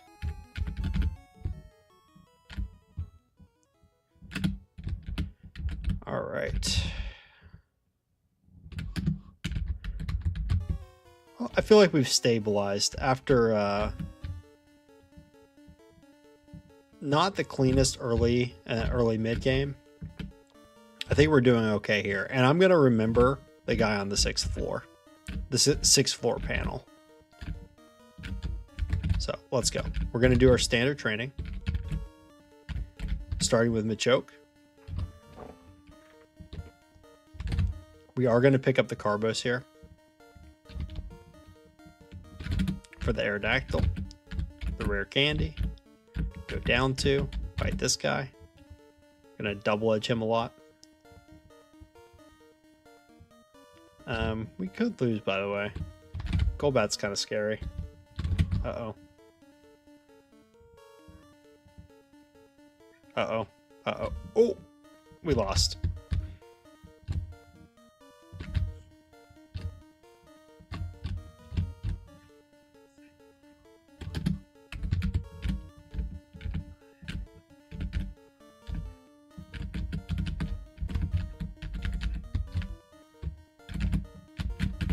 I hope we don't need that Rattata experience. I'm not sure. If we have to fight the whole trainer over again, it's going to waste a lot of time.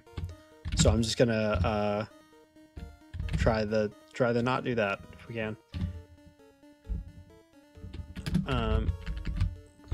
Yeah, it's not ideal, is it? F is for friend. Yeah. I need friends right now. I need friends, y'all. This Golbat, I've been trying. I hope you can tell I'm trying to play well. It is, oof, it feels uphill. Like, your fastest way to knock things out are also the way that you knock yourself out quickly with double edge, right? So if you get confused, you're already at low health. It's That's why I really didn't want to fight too many Golbats. Like, Golbats are really scary to go up against. Okay. Okay. Okay. Yeah, but even like, yeah, even like the Magnemites and the Magnetons, which usually aren't a problem, like we have pretty low special. So there's always a chance for a fight to go south. Every fight just about can go south unless we're going up against pure poison types. That's why like the coughing double wheezing guy was like really someone we wanted to fight. That was a really good person to fight because nothing can really go wrong when you're up against him. The same thing with like the Arbok people. Like, yeah, they can annoy you and they might be able to glare you, but they're not going to beat you, you know? Like, he's not going to beat me. He can't do much damage. By the way, we are a devastatingly short amount of experience away from level 41. So we're going to have to take on an extra fight here to get it. It's that rat. It's the Rattata. It's the Rattata that we couldn't knock out. Red Eye Solaris trying to cheer me up in the chat. Thank you, my friend. The struggle is real right now. We just had to take on an extra optional because we took a loss to a Rattata. Feels pretty bad. No, we don't want Haze. All right, let's go. Let's not go. We need an elixir. And then we may as well use our Carbos and our protein here too. The protein actually does help ranges against the Alakazam. Not quite a guaranteed one hit on the Alakazam, just a likely one.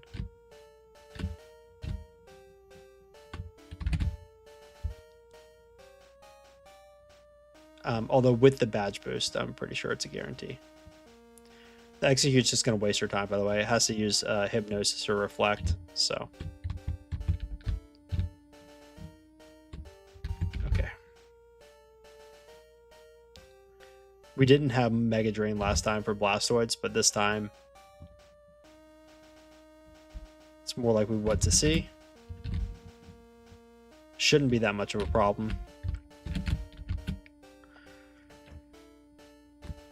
I'm wondering if it even makes sense to get a PP up for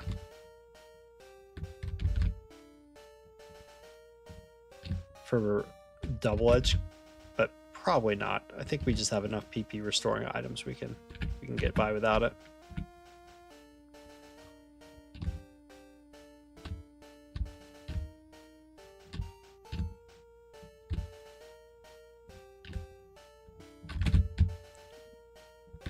Bit low health here, but Mega Drain gets us healthy. We should be okay against the Nidoqueen. Nice, and a crit to speed things up.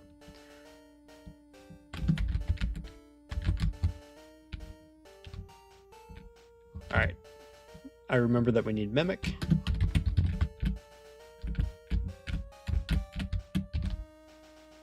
Yeah, get wrecked, Giovanni. That's right. It's actually one trainer that always feels good in this run. We're never really worried about the Giovanni.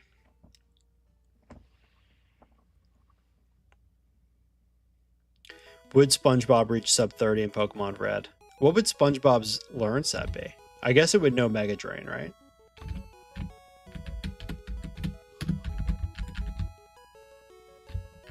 We'd have to learn Mega Drain. What else would it have? Oh, that's a lot of damage.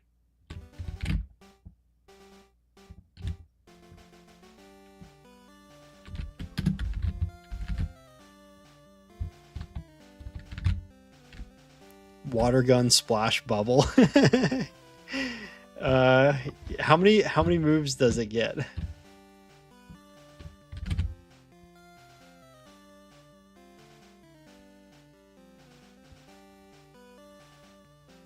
Okay. I'm actually taking more damage here than I would like. So I'm going to switch to Mega Drain for the coughing. Like, I know it looks silly, but we just want our health up because basically the wheezing, we're probably never getting through it. We just have to hope it self-destructs. Yeah, nice. Okay, pretty good. Hey, we are 40 seconds ahead, by the way, at Koga now.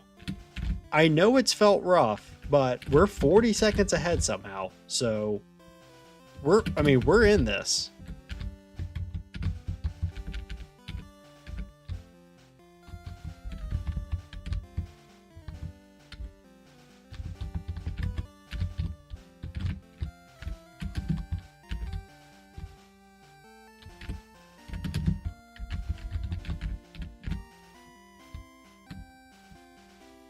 Karate chop with 5 attack. Oh no, it's like Chansey.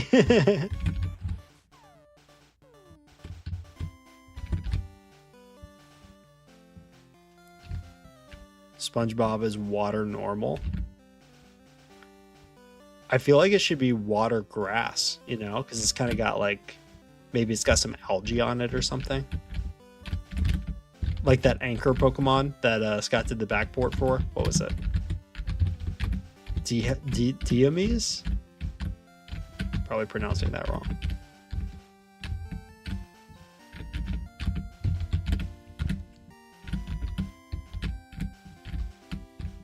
Oh. Wait, I need Mimic here too. You've been good, Confuse Ray. Goodbye.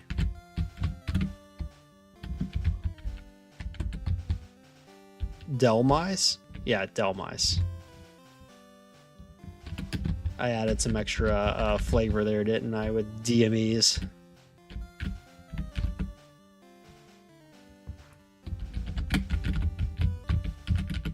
Alright, lessons learned from last time. Last time we used Wing Attack, but I think we were supposed to use Double Edge for the Rapidash. We do take a little more in recoil, but we give it one less turn to growl us. And if we get growled, it makes the Arcanine a lot harder.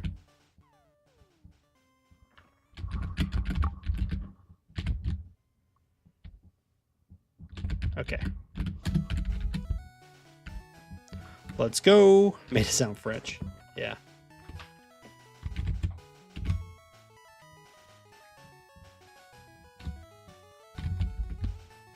We can wing attack the Growlithe and the Ponyta. Actually, no, we should one shot the Ponyta. We don't want to get growled from it either. Okay, nice. Come on. Oh, okay, we almost killed ourselves with recoil because Blaine kept healing. But hey, that works. That wasn't bad. We're happy with that. I was gonna say we can save a heal. But I was so slow healing myself that I don't know if it was worth it. Candy time. All 5 rare candies. To get to 53 over a damage rounding threshold. And get guaranteed 1 hits on the Kadabra, and I think Mr. Mime are very favorable. And then decent ranges with Wing Attack against Venomoth for super effective damage. Got it. And then a good range on Alakazam as well, and we got that one too. Sweet. That was pretty good, y'all. That was pretty good. Sabrina was simple there, even with her good AI. It's simple when you one-shot everything. And that's why Double Edge is actually really quite a good move. 100 base power, even with the recoil. It's just like, yeah, it's really strong. And almost every Pokemon gets access to it. Even lots of the Pokemon that don't get access to Body Slam get access to Double Edge. It's really, really good move. SpongeBob is like Wigglytuff. Wigglytuff gets a lot of coverage, but doesn't have much special. Is that what you're wishing on SpongeBob?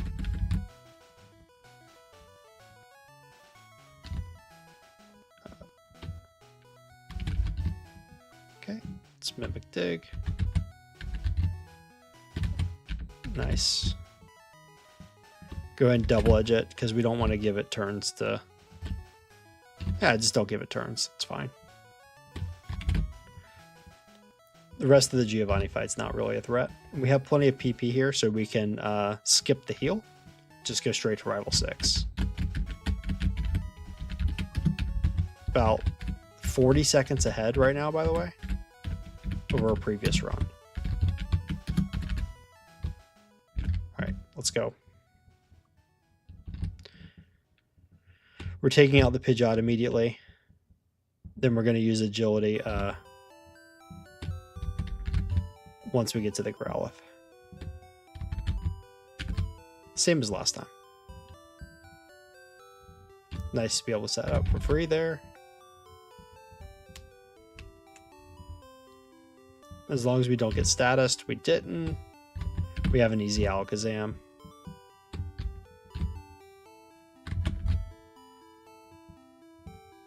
Cool. All right, let's go. Smooth sailing there. Rival down at about 40 minutes. This could be sub 50. This could be the sub 50 we're looking for.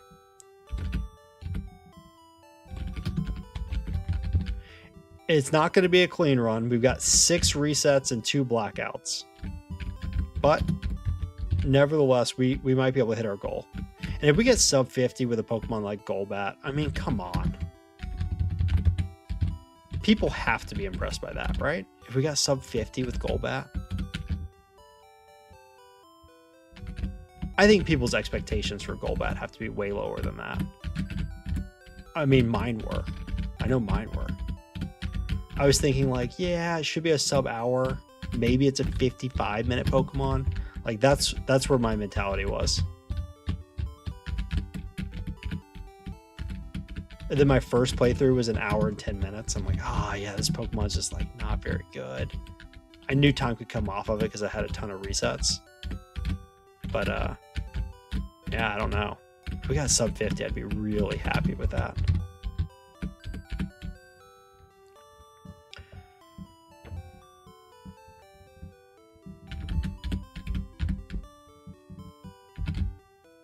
We're not, by any stretch of the imagination, guaranteed to get sub 50 in this playthrough.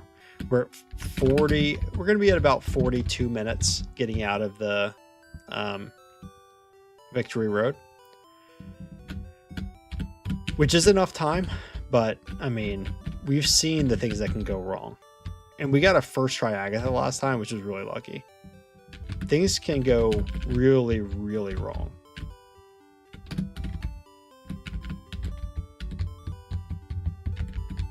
But let's hope for the best. Let's go. Let's go. Papa Shook likes the green boulders. I don't know that this is going well. I was kind of hoping to get a crit there at some point. Okay, we're just going to go for double edges now. Do we get there? Not quite. Ah, that's annoying. We won that, but it took us forever to get through. Now, okay, a crit there. That's really good. And then Mimic, Amnesia. Have to fully set up Amnesias. And the kind of annoying thing here is that we're going to have to take our time with Wing Attack because we only have 2 Mega Drains left, and we need those for the Lapras. No freeze. Okay. Whew. Had the dodge a freeze, had the dodge a crit. Let's get the full restores up at the top. We have to use an elixir as well. Good thing we have 3 elixirs for the league, because we're going to have to use one right before Agatha as well.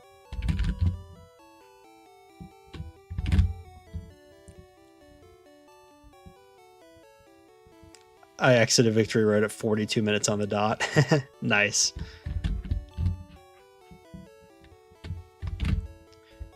I mean, I estimated it from like 10 seconds away, so it's not like super, super impressive, but that's kind of fun. Okay, we're gonna have to use an elixir here.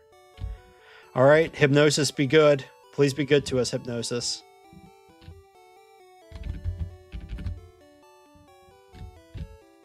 Okay. Okay.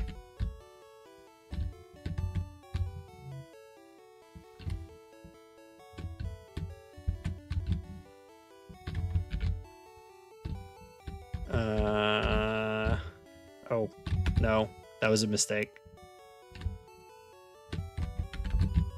Uh-oh. Uh-oh. Oh, no. Oh, no. I shouldn't have got cute. Just hypnosis everything, David. Hypnosis everything. Nothing gets to stay awake. Come on, let's go. Hypnosis everything. Oops. Come on. Fall asleep.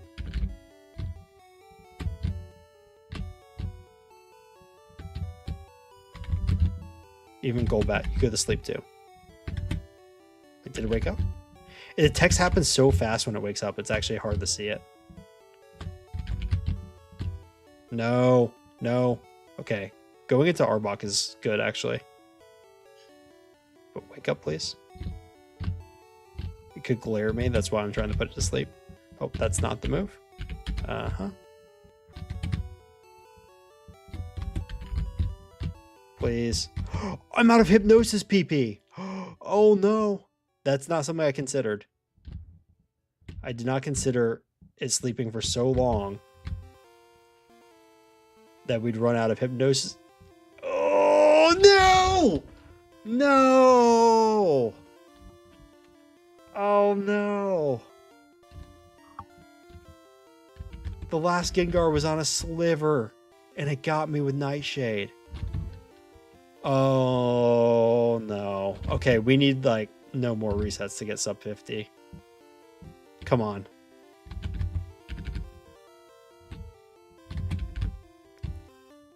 Beginning to think that we got very lucky getting a first try Agatha last time.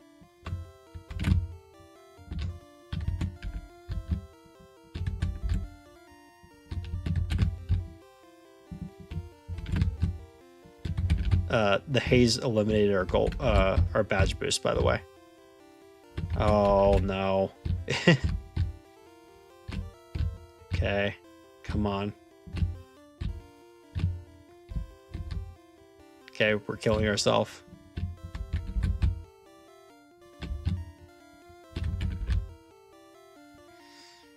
It's not great.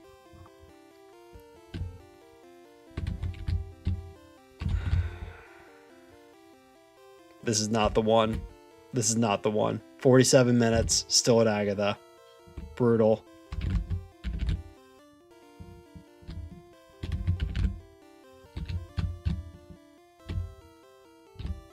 Okay.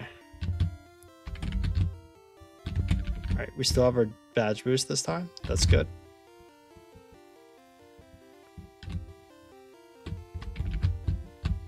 Okay.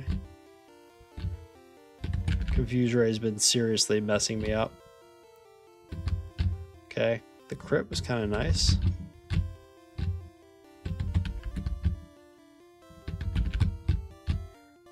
Oh. Yeah, dude. Agatha's absolutely shredding us right now. We're gonna finish this out, but this is not gonna be the first playthrough.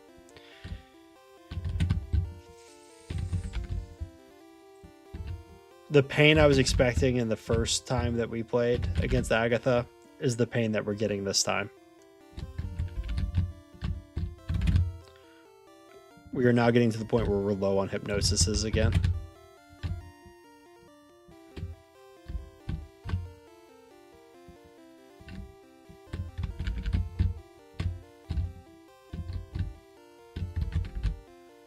We're down to 1 hypnosis.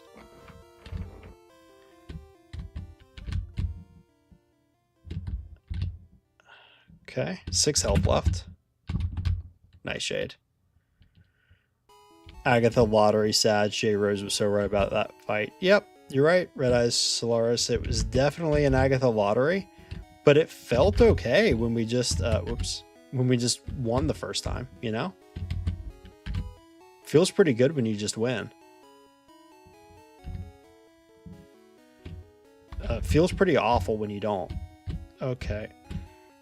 Got our badge boost removed. And then confused. Okay. We only have 3 hypnosis left. We're not winning that fight.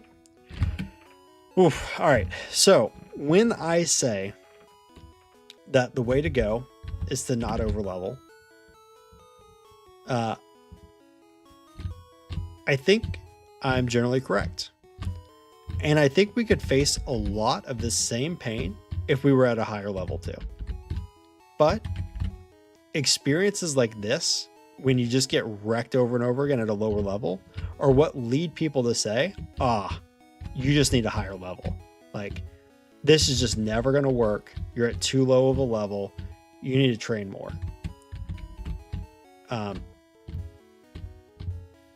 We learned in the first playthrough that you don't necessarily need to train more. Like, if your hypnosis is hit,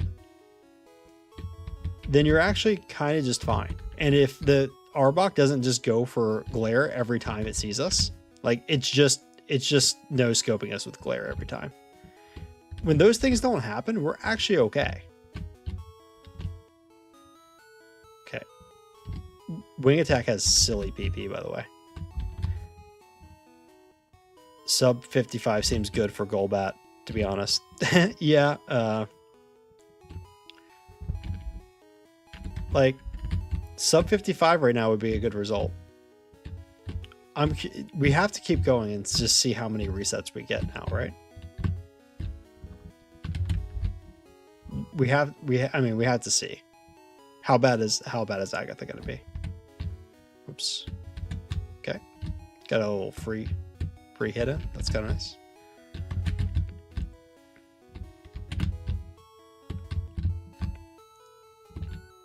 We're out of hypnosis PP. That's another thing that I didn't really see coming. I didn't think we would run out of hypnosis PP. That's kind of shocking to me, actually, that this has been happening. She can go for Dream Eater and Toxic, by the way. She's been confusing me and hitting me with Nightshade when we've gotten to that final Gengar. I thought I had enough health. I thought I'd have enough. It had to have been really close. I know it looks like a throw. I know, but I needed that damage to...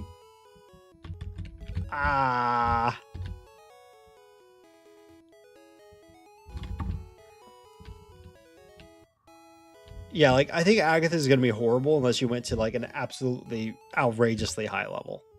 And then at that point, like, you're just kind of seeding a terrible time. You're guaranteed a terrible time if you train to, like, level 70 or close to it.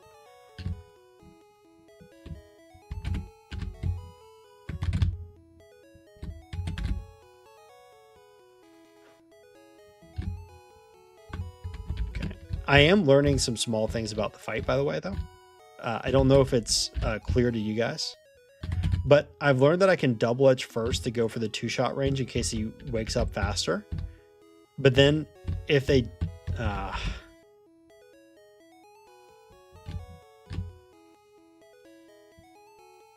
like, against... no! Dude. Against the Arbok and the... Golbat, I can double edge at first to lower their health and then decide contextually whether I want to wing attack or not. Like, if it wakes up again, I can go for another double edge and take the recoil. So I lead with a double edge here, and then I see if it wakes up. It doesn't wake up, I just switch to wing attack because wing attack has plenty of PP. And most of the time we're losing. Like, I know every time we lose it's because we've run out of health, but really what's happening a lot of times is we're running out of hypnosis. I'm pausing longer than I usually do here because I want to think of what the actual optimal strategy is. I think it's just to go straight for a double edge there. Okay, I should have gone for just another double edge. Apparently wing attack is really not doing a lot to the Arbok. Okay. All right, well, we're going to get the win now. So we're at 17 resets. How many resets did we have before Agatha? Like 8 or maybe even less? Yeah, I might even need a PP up for Mimic, which is hilarious. I would have never thought that. I would have never thought that.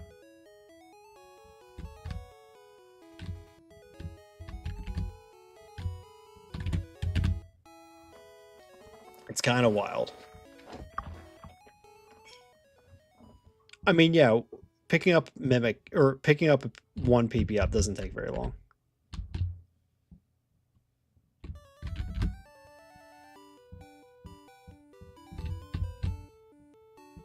Okay.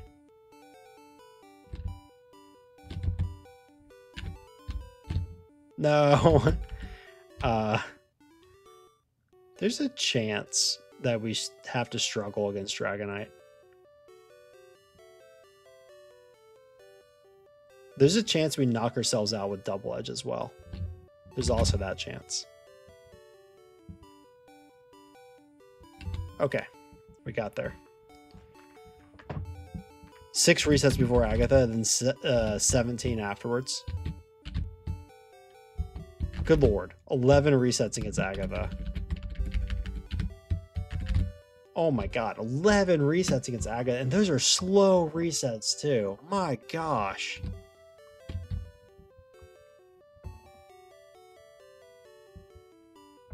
That's crazy. Psychic, do I live it? Nope. You can live a side beam there, by the way. And then we heal a lot of health against Rhydon. And it can go for Reflect. So the Alakazam's not as bad as you might think. Like, my initial intuition was that we'd have to level up to one-shot the Alakazam, but I don't actually think that's true. See? Like, we can go for Mimic Horn Drill here. Go up to a lot of health. Usually have enough to get through this Arcanine, although a takedown would hit really hard now. But it's not necessarily going to use takedown against us. And then even if we're on low health, we have a chance to go Horn Drill. Which of course we do. Okay. By the way, poll results. 50, sub 50, 20% of people believed in. Sub 55 was the plurality with 44%. Sub 60 at 32% and 60 plus at 5%. So for 80% of you, we have either met or exceeded expectations in our first playthrough. However, this playthrough was 56. We moved backwards a little bit. 56 minutes as opposed to 50 minutes. We got a lot of bad luck at Agatha. Agatha can be horrible. GG, Red Eye Solaris. By the way, Project Q, thank you for weighing in there, letting me know the reset count. 3:02 game time is pretty good. Like, that's like a 45, 46 minute in game time. You know what I mean? Like, it translates to, like, if you had a 0 reset run, it would be a 45 or 46 minute real time playthrough.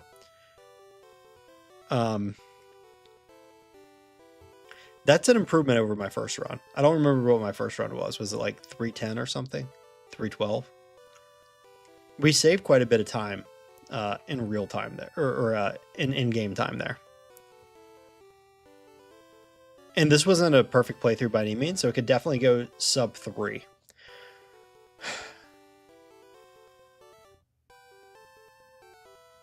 You think it was 304? Was it really that fast? I thought it was a little slower than that, the first playthrough. Oh. Well, either way, this could definitely be a sub 3. I think I want to try for it.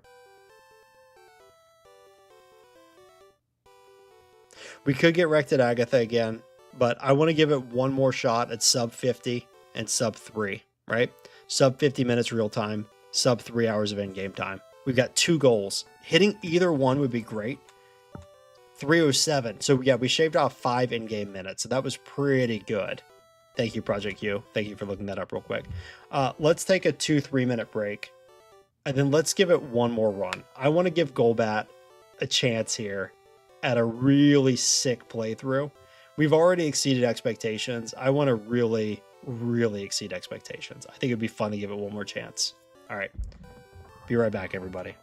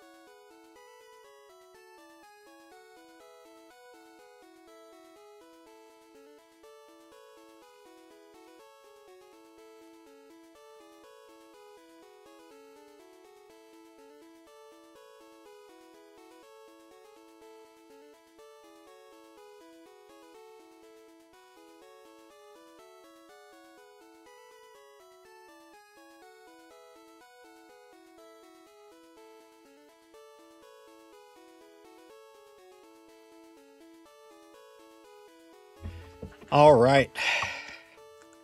Hello, Emra. We've got two runs down with Golbat. We're gonna do one more. One more go. We're gonna try to get sub 50, and ideally under 3 hours in in-game time as well would be awesome.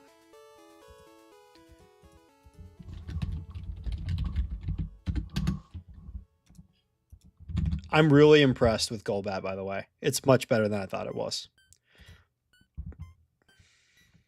I mean, I had low expectations, but it's exceeded those low expectations.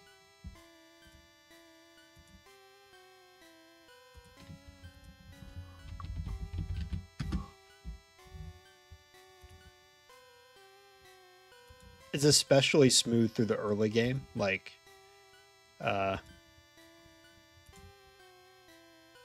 through, say, like up until the self-destructing hiker. Hey, Redriosi. No, I didn't try level 8 Brock. I'm going to try it this time. Let's try it. Let's try it. We're going to try to skip the junior trainer and just go for Brock immediately.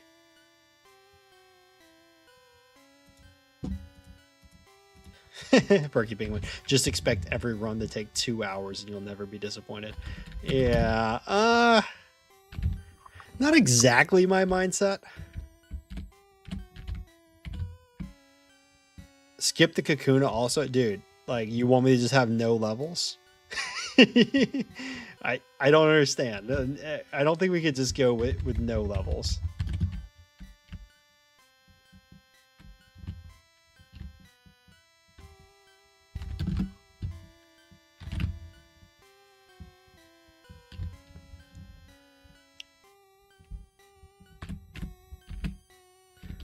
Like, we have to do damage to his Pokemon too. I mean, hypothetically, we could, like... Oh, where am I going? Okay. I mean... The Geodude gets a little bit sketchy at level 9.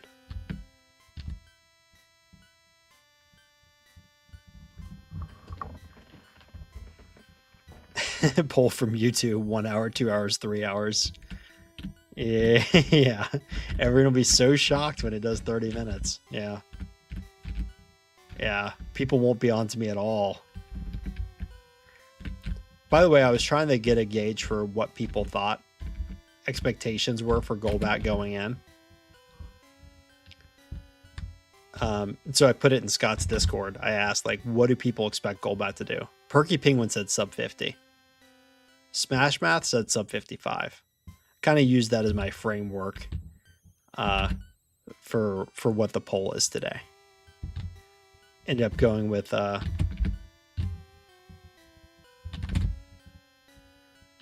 sub 50, sub 55, sub 60, and over 60 as the thresholds. Happy to report that we've got a 50-minute playthrough.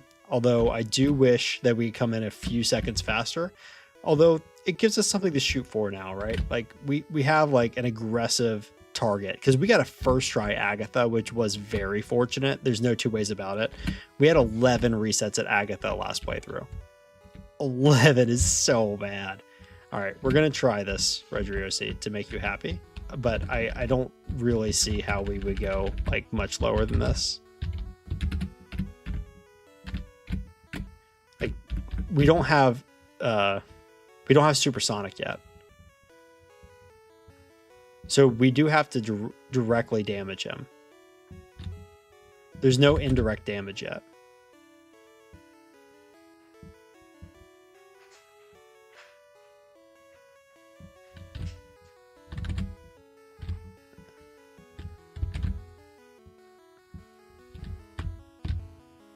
Well, we're gonna get hit really hard if he hits us.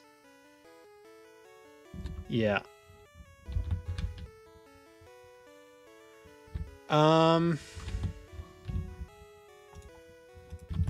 I don't think we were likely to get through that. Yeah, I think we're gonna fight the junior trainer. But I'm glad we tried it. If we didn't try it, that would have been unexplored. It is possible, like, the Onyx doesn't have to go for Screech immediately. Like, we could get through it, but I don't want, like, we have enough RNG in this playthrough. I don't want it to be a Brock percentage to start off, you know? Like, gotta look out for our quality of life here. It could happen. Yeah, I mean, we could definitely win. Like, if it went for, if the Onyx went for Bide immediately and just let us set up for free, get up to, like, +6, we could definitely win. But, yeah.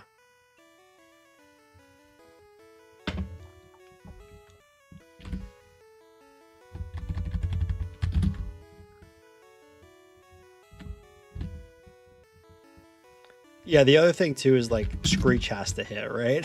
Screech doesn't always hit. It's 85%. So we can just like use Screech. It misses a couple times. The Geodude goes for more tackles than defense curls and just get wrecked at the Geodude, right? That's also possible.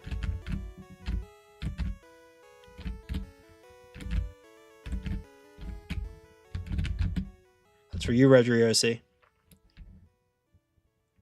Yeah, Geodude only tackles, it's a loss. Yeah, definitely, definitely.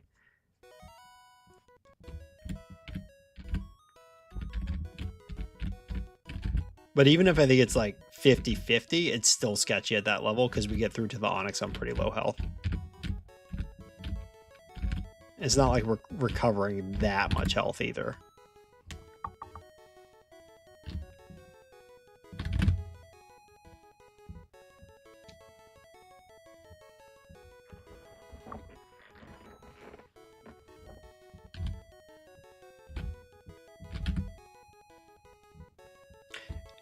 Early bides are very helpful, yes.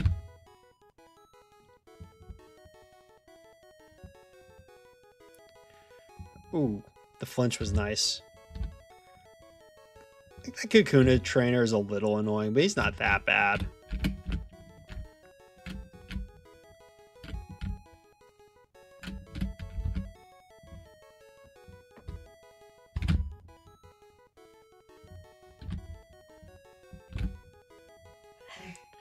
Also against Brock, our early, or our crit chances actually hurt us. We have pretty high crit chances, which is usually good for us in this playthrough, but it's not good there.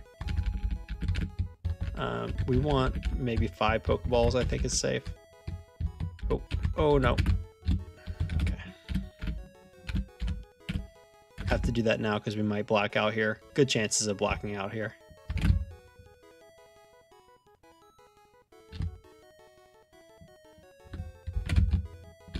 Okay, Screech failed. It's bad. It's okay. We're fine with losing there. It's better that we... I didn't mean to fight him again. I walked past him as if like we could just walk past him and fight. It's fine. We'll just knock out the Sandshrew.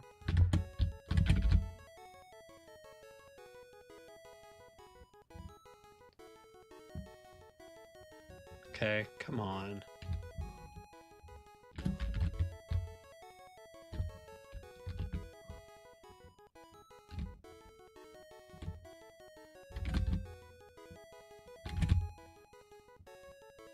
I'm going to check and see what the Brock split is, Redriosi. We're going to see what it is. Because sometimes, like, the split is quite fast. Or slow based on the luck we get against Onyx, like if it hurts itself a lot. So I'm just going to...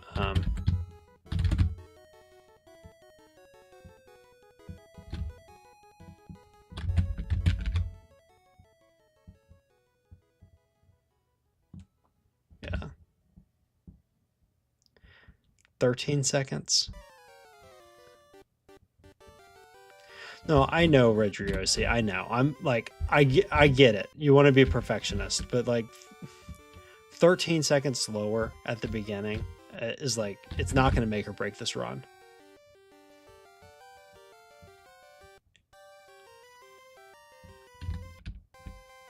Like, that's a third of one reset against Agatha.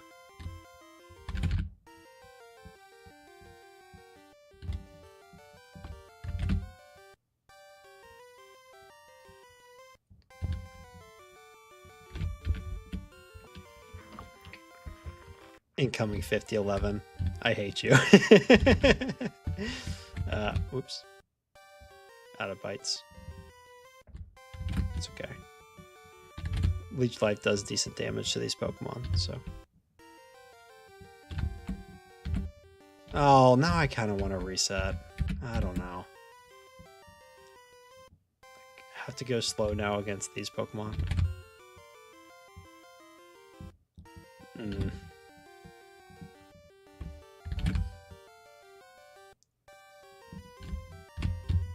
Screech missed. Alright. Alright. No, it's too slow. It's too slow. Redriosi gets his way. We get to erase the junior trainer mistake. Alright, let's go. Fresh slate.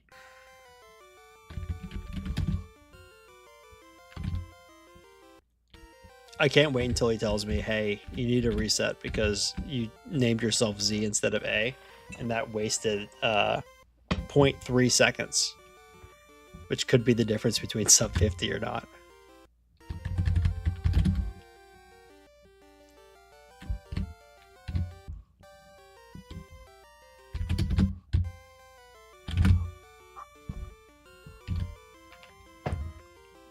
Ooh, 33-second rival split. Let's go. That's the fastest split we've had.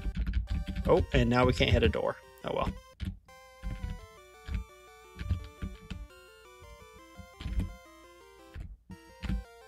And we're asking Redriosi for a prediction in the chat. But now he's gone silent. He called for me to do the restart, and then I did it, and he lost interest. He's like, I don't want to watch another Brock split. Are you kidding me? I'll check back later.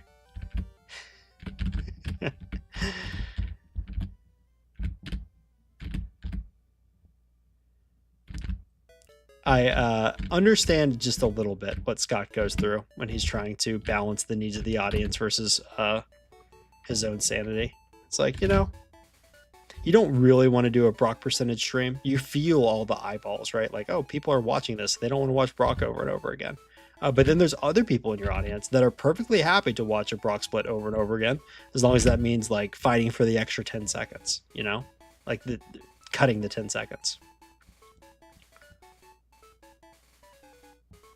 Just fighting through the Kakuna. It's a little slow if you don't get a crit, but it's all right.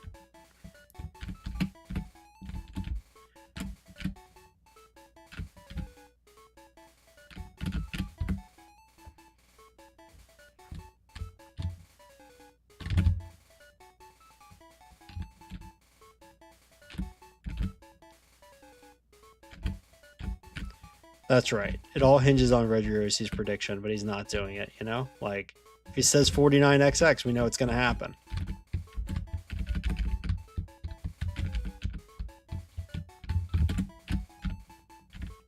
All right. Come on, junior trainer. Let's go.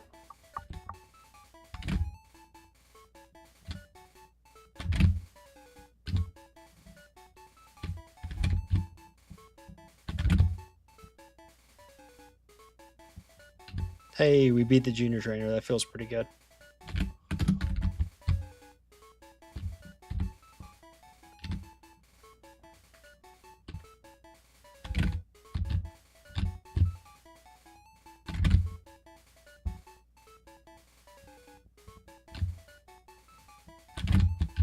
Oops.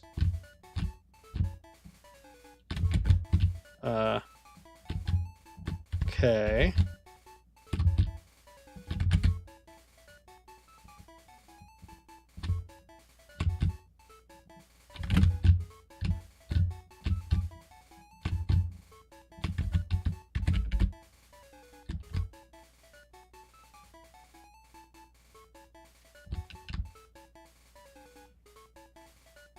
No! What was that? I thought we had him. That was going to be our best Brock split yet. And then we got then he hit a very clutch tackle crit.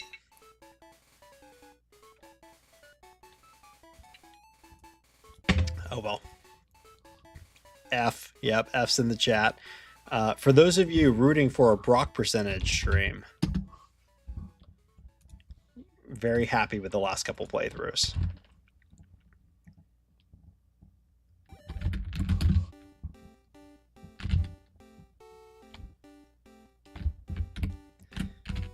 Yeah, Redriosi is one of those uncompromising players who I really appreciate because he tries to do everything perfectly. Of course, no one can do everything perfectly, but I think it's really important for your improvement if you want to just like keep getting better as a player. It's really important to just like not get satisfied. If you hit a certain level, then you're like, okay, I'm satisfied. I'm a good enough player now. Then other people are going to pass you. And Redriosi is one of those players who is not like that. He is always trying to do the optimal thing. And demanding it of the people he watches as well. If you see him in Scott's streams, you'll also see that. But I think he and I probably have that in common. I also kind of share that sentiment that I always want to be improving. Doing better, finding little ways to tweak and improve.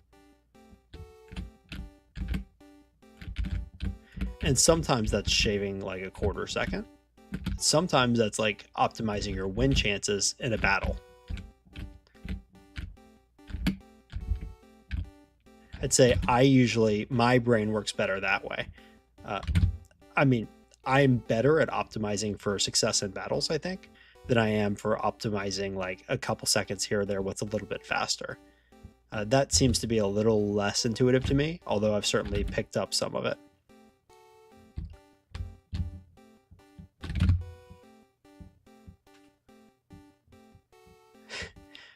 Golbat is not your favorite. Is it real? Is Golbat really your favorite Pokemon, Redriosi? I don't think that's true.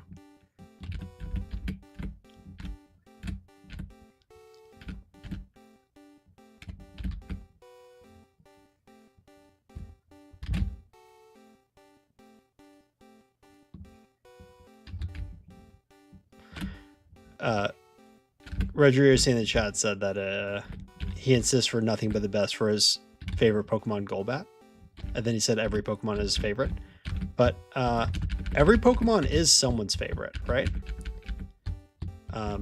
So if you watch like Scott's videos, it's very obvious that he feels the weight of that. I don't so much. I mean, I'm obviously trying to do my best with every Pokemon, but it's true. Like every Pokemon that you play is going to be like someone out there's favorite Pokemon. And so you want to like, you want a successful experience for that Pokemon. But I kind of shared the sentiment though. They're like, yeah, like every Pokemon is my favorite in some way. Like when I'm playing it, it's my favorite Pokemon, right? It's like, it's the one that I want to see succeed. I'm never playing a Pokemon and hoping that it doesn't do as well. You know, like that's never something I'm thinking.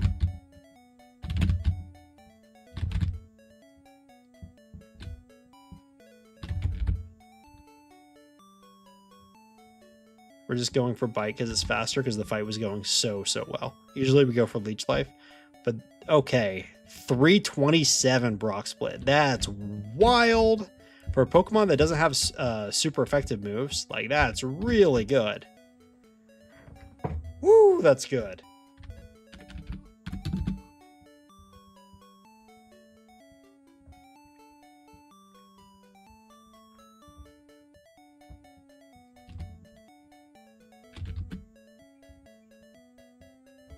Okay, I kind of forgot to mix in Screeches last time. That's important. Because we were running low on PP last time. Okay. I am going to use a potion in between fights here, because the Rattata will sometimes cause problems.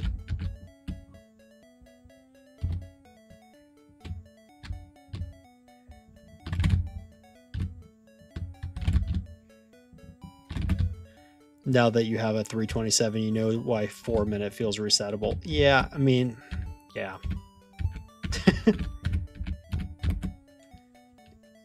Yeah, I get it.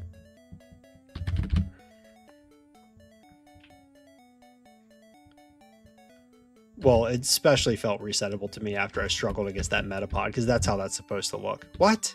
No, I don't want any encounters here. I guess I never turned encounters off. I just got lucky through that patch. I think that's on for like Pidgeys and Spearows and stuff, but like I don't want those Pokemon. I want to pick up a Doduo.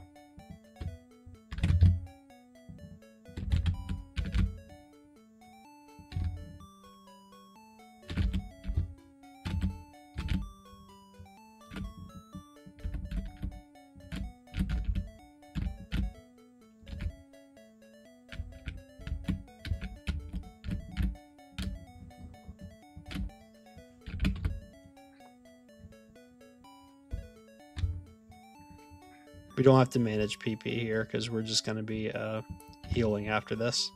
You have to heal to be able to escape rope back out of Bill's house.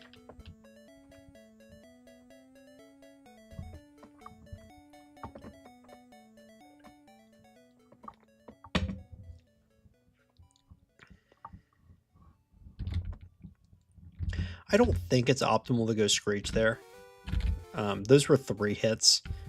So, yeah, it doesn't make sense to Screech. It's never going to be a Screech into a 1-hit.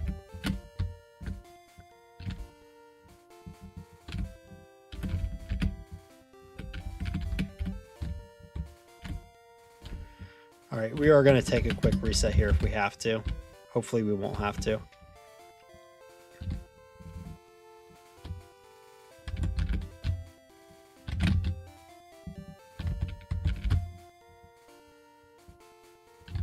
Nice. That's a great start.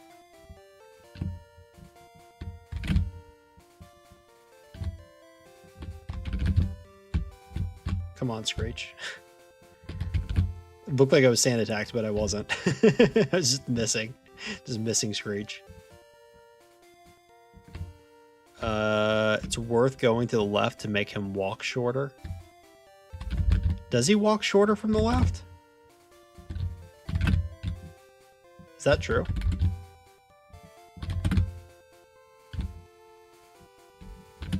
I think it's the same number of tiles either way, isn't it?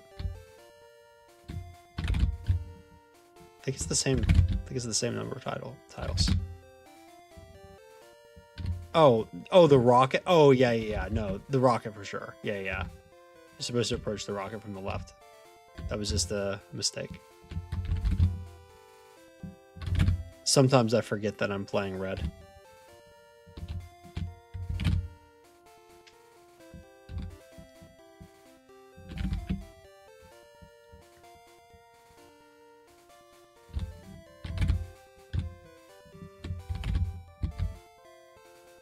Come on. Missing everything. Oh, he's growling me now too. Stop it. Stop it. Oh my gosh. That Nidoran was awful because I got sand attacked once and then I just missed everything.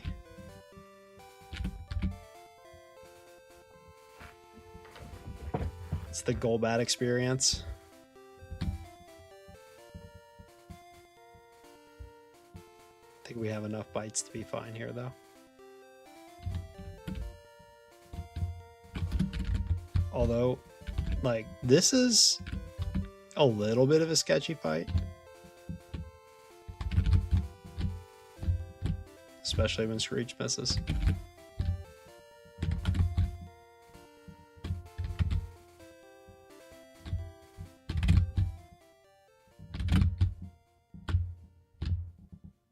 Okay.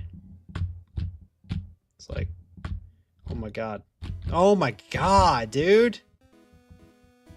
I think I was going to lose straight up. So I tried to mix in some supersonic, but just kept missing. Very frustrating. I had a lot of health going into that fight. Like, Screech missed a bunch of times. Ugh. The worst.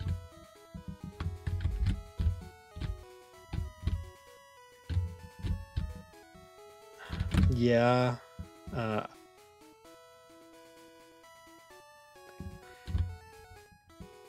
Brutal.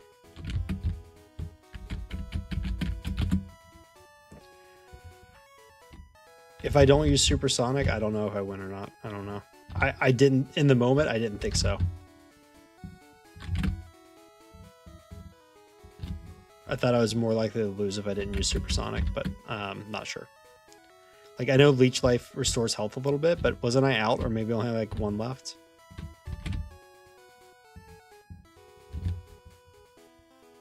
Missed 5 supersonics. Yeah, it's pretty painful. Yeah, maybe. I mean, it also used defense curl quite a few times, which it didn't have to, so I'm not totally sure like where the odds land. It's always hard when you don't plan for it ahead of time, right? Like, it's a lot easier to like look at the damage calculations in the router and be like, oh yeah, obviously, you know, you just go for it here, or you have to go for something high variance. It's a bit hard in the moment to know what to do if you didn't anticipate it ahead of time. Like, I thought I had plenty of health there, so I just wasn't worried about it. And then partway through, when I just missed a bunch of screeches, it became obvious, like, wait a minute, this is a losable fight now. And then you're kind of, yeah, you just have to make a call, right? You waste a lot of time if you sit there and think about it. So you just have to, like, pick a path and go for it.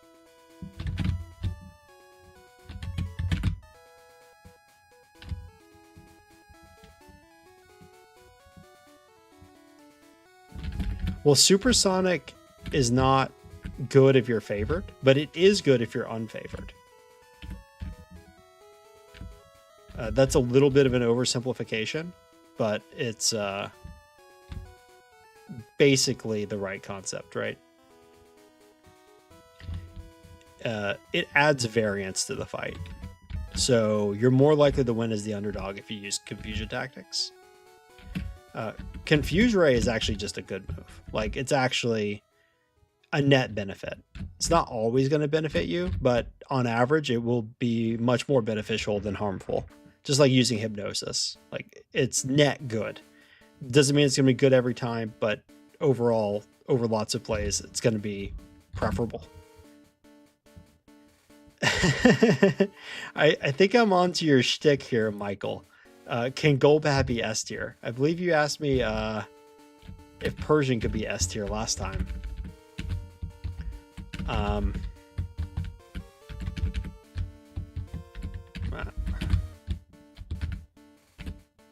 Golbat cannot be S tier unless you have a very funny idea of what S tier is.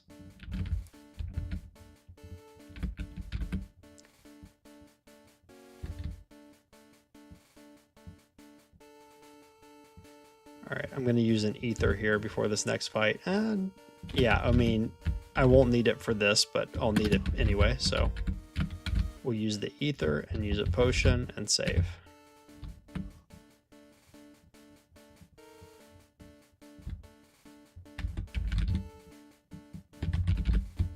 Oh, that was a misclick, but that's fine. I think it's the same number of same number of turns as long as you don't get a crit. So no big deal. Then we screech this, and that's a 2-hit with bite. Cool. All right, pretty clean rival there. We're going to use 3 rare candies. By the way, Surge was really nasty last time. Well, see, the thing is, the Kadabra is a 2-hit, and if it uses Confusion, it does a lot of damage. So you can also get sand attacked by the Pidgeotto at the beginning as well. So I think saving probably makes sense, yeah.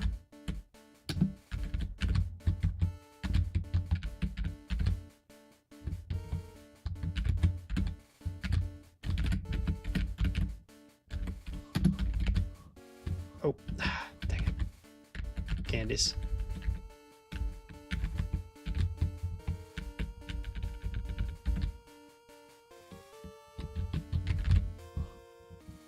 Let's go.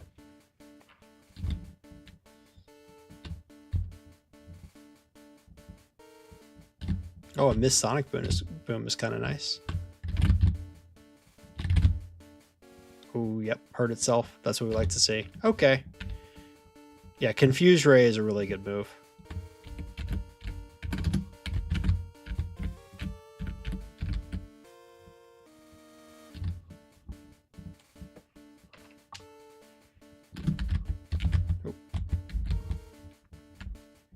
Yeah, Golbat's fast. It's basically almost the only thing it has going for it.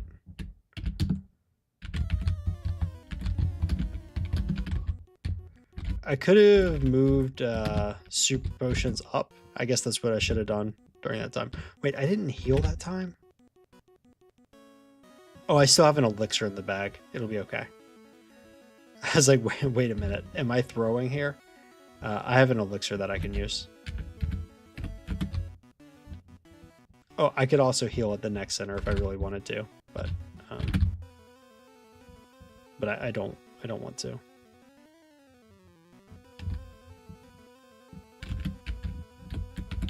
I have the elixir that was planned to be used before, but obviously we died instead, so we didn't need to use the elixir.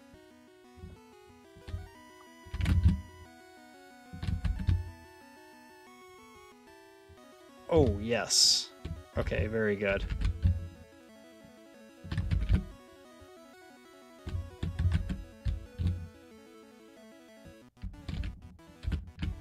All right, we're going risky.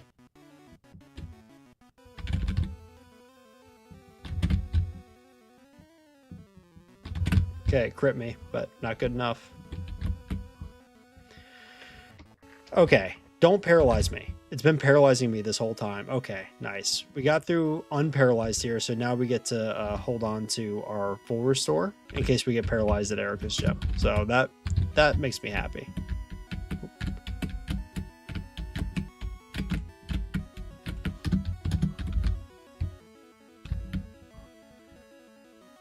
All right, let's go. Okay.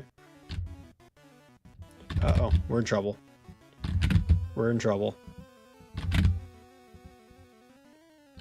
Okay, we're not in trouble anymore.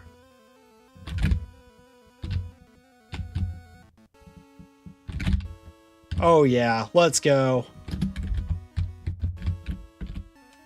Oh, no! Who'd I talk to? Oh god, not like this. Oh no, what? I'm so mad at myself right now. If I lose this... Oh my god. The like worst plays ever. That was a very dangerous player to run into. That was a very, very dangerous NPC to run into. Oh my god. Oh my god. Ah, I bet you were thinking, this Golbat run... Okay. What?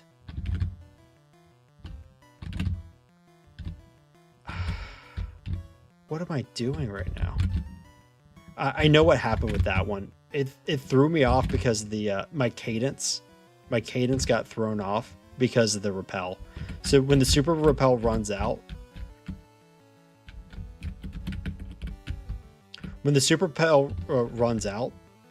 it stops you in place. And my fingers are already moving to the next area. So when I exited out of it, my fingers were still on the next part of the pattern, which had me turn left early into the trainer. That's why I ran into that second one. It wasn't like a lapse in concentration as much as it was like, well, I don't know. I guess technically you say that, but like my fingers were doing what they always do in that section of the game. But I think I used a repel at a slightly different time. I don't know. Optional slowpokes. Yeah, it's not the best. On the plus side, we get wing attack earlier. Oh, okay. Yeah.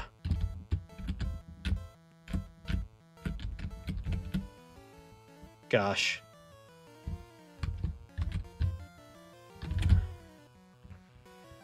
Is wing attack gonna one-shot these? Oh, it does. That's kind of nice.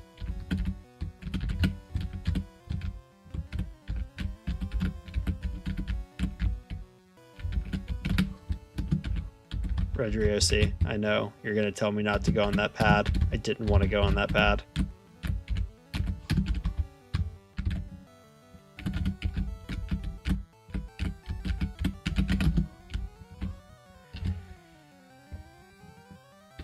Optional slowpoke count is 4. Oh no. Oh no, it's so true. Oh man. I'm glad I wasn't drinking coffee. I would have spat it out. That's so funny.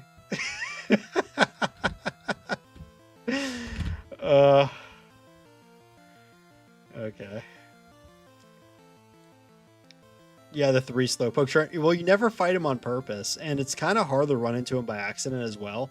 Like, you have to try to go down the ladder way early.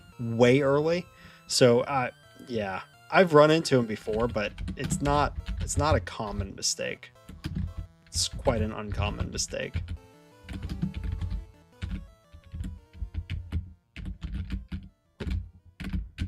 Ah.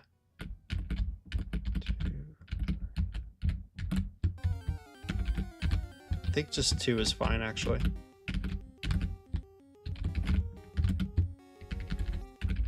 Protein. Cell.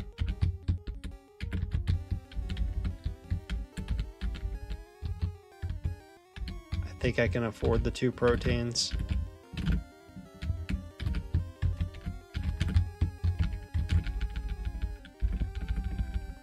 Yeah, this is plenty. There's plenty of... Wait, did I buy the super repel? Oh my god. I didn't buy the super repels, did I? I hate this. I don't know what's going on right now. I keep forgetting the super repels. Okay. Fatigue is a real thing. 3rd playthrough in a row. Want to play better than this, though. Come on. Come on, Doduo.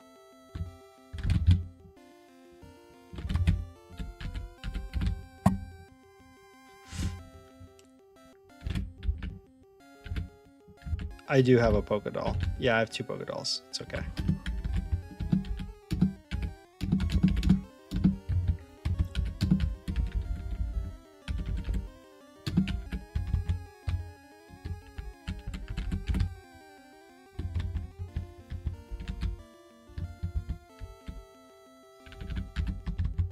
Still have a potion in my bag.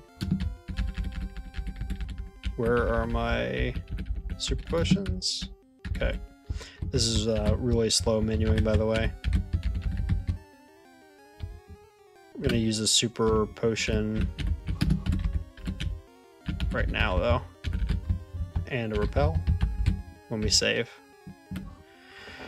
Okay, win Mega Drain. Soon Mega Drain. Right before the rival, I think.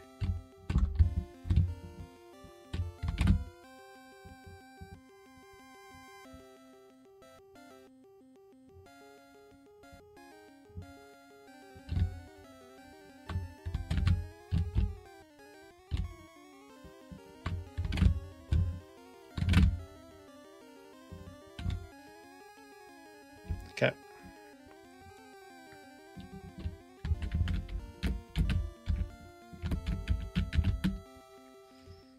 Wing attack is a one-shot on these, by the way.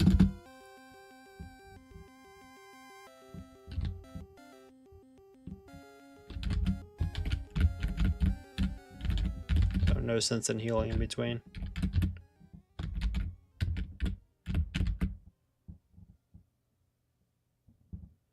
I'm still of the same mind, though. I know we're like 30 seconds behind the previous playthrough.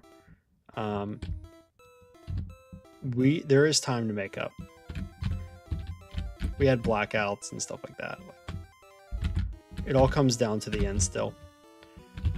I mean, yeah, we could save 30 seconds or lose 30 seconds at Brock. With bad inventory and with running into 4 slowpokes. Like, there are definitely things that we could do to save time. But even with mistakes, we obviously don't want mistakes to happen, but even with the mistakes, we can still have a great playthrough. Just need to lock in and start playing well.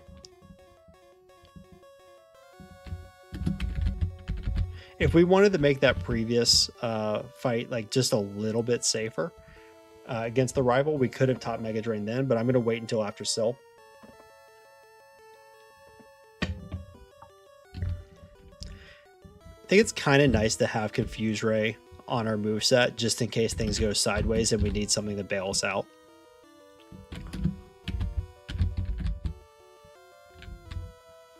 So I don't mind just kind of having it sitting there for a little while.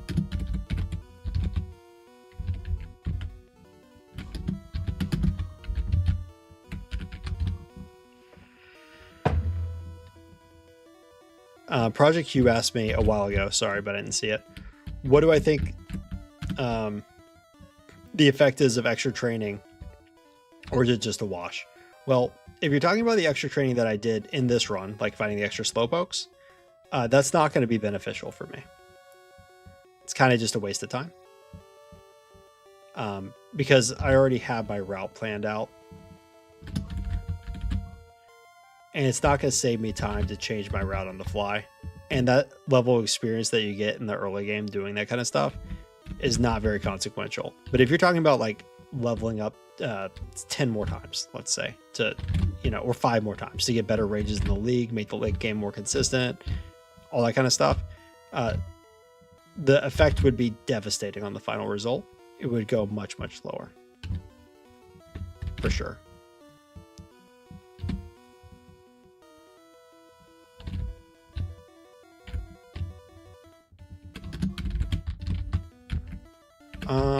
That's interesting. I don't know why you would want to keep Confuse Ray on your set for the entire run.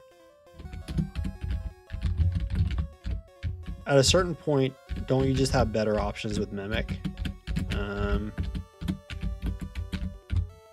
That's how I felt when I was routing it, at least.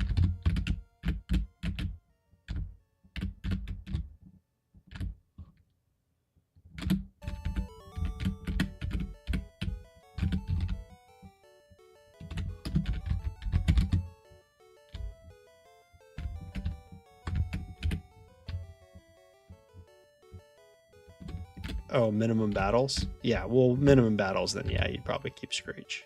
Or you'd probably keep Confuse Ray, I mean. Makes sense.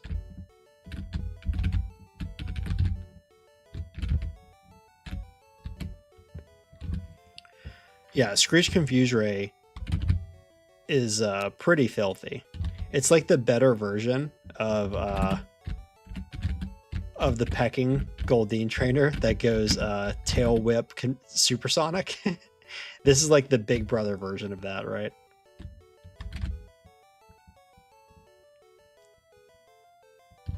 Okay, nice. Golbat missed supersonic. That one knows supersonic and Confuse Ray, by the way, so it's very likely to pick a move that's going to confuse you. Thankfully, it's not always going to hit when it picks supersonic, so it's kind of nice.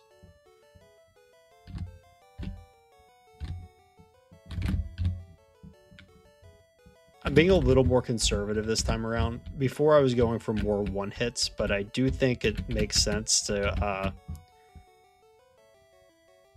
mix in bites and go for some 2 hits here and there too, because we don't want to be on low health going into a Golbat that can mess us up.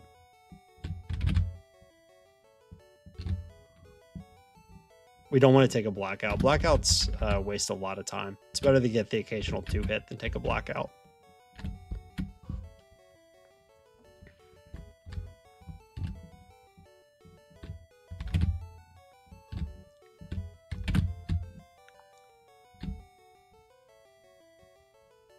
If you can see the end in sight, then like by all means, right? Go for the faster KOs.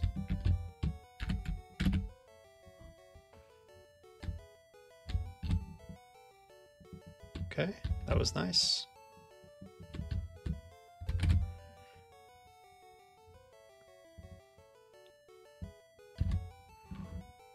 Here it's gonna look a little bit weird to go for candies after this trainer, but I just don't want to throw off the experience. We were doing candies after the Arbok trainer last time, so we're going to do that. If you level up too early, it can be a problem, right? We are going to use badge boost for Blaine, mimicking agility. So I don't want to throw that off. We are lower on potions this time because I had to sell a bunch earlier. We need Mega Drain now anyway, so now's the perfect time to do this. We're going to overwrite Confuse Ray.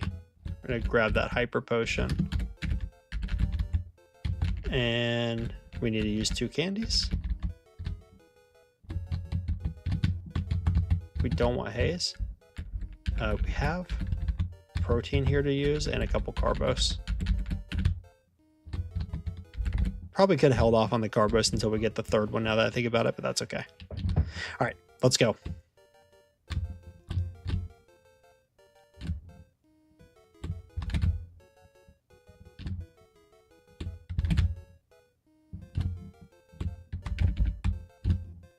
Yes, hit the favorable range. We're going to heal back as we take out the Blastoids, so it's a little less scary, and clean rival fight. Very good. Very good. We're going to save the healing item, because I think we're going to heal up with Mega Drain here. Yeah.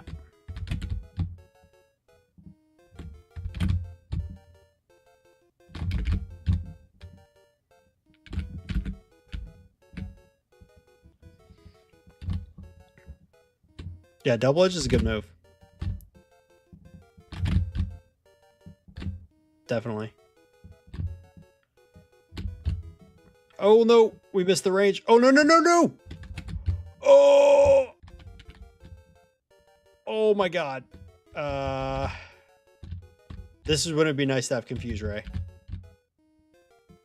Oh my god. Oh, remember when we were clowning on Giovanni? That was too close for comfort. Man.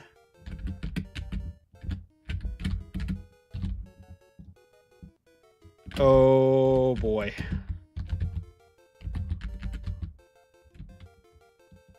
Yes. Yes, Mega Drain is very important for this phase of the game. For sure.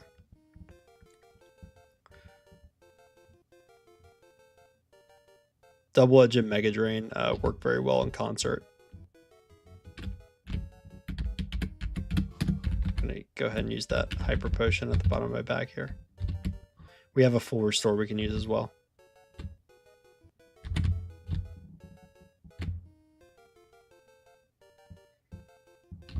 Okay.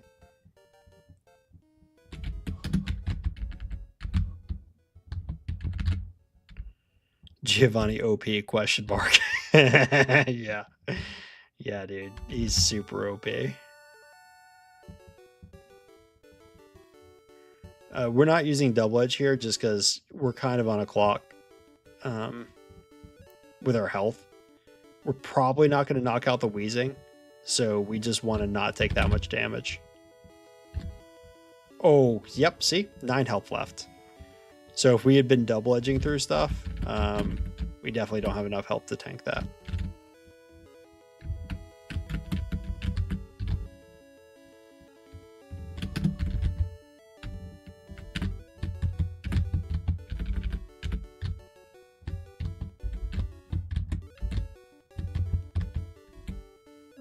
Bite has to go now, unfortunately. It's been good.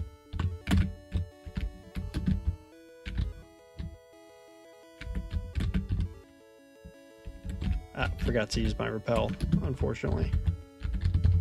Okay, let's surf. This is why we don't mess with the experience, right? Like, I'm sure there's a better way we could have done it after we hit the slowpokes and stuff, but you line things up properly and then you just commit to it. If you get off the plan, you can accidentally mess up your fights later. We have just enough experience right now where we don't level up before Blaine's Arcanine. So if we had just a little bit more experience, we would mess that up for ourselves.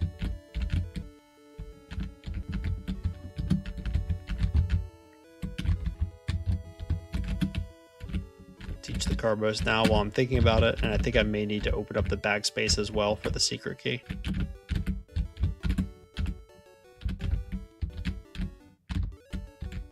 Not sure, but I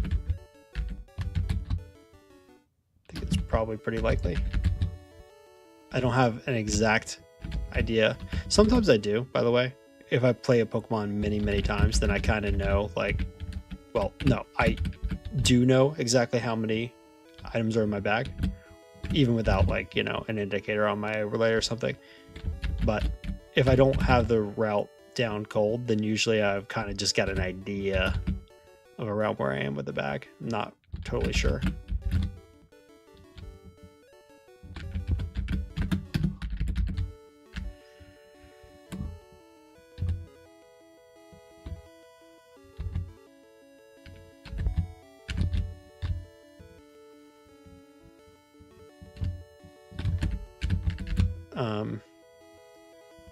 I'm just going to gain back a little bit of health here. I meant to heal before the fight. Okay. Because Blaine is kind of sketchy, actually. We barely won last time. Okay, have to hope it doesn't hit us.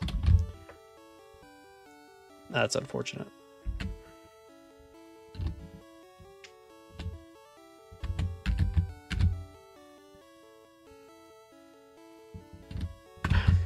You know what?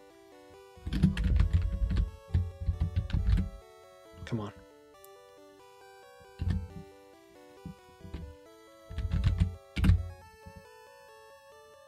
Two, three. We have to double edge the Ponyta because we can't afford to get growled. Same thing with the Rapidash. We only want to give it one chance to growl us.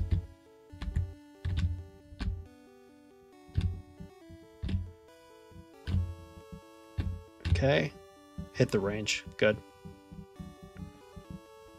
Redriosi asked if I skipped all the training. Redriosi might be the only player who looks at my routes and says, well, could you skip even more training? Because I think I'm the person in the community who is normally wanting to skip all the training.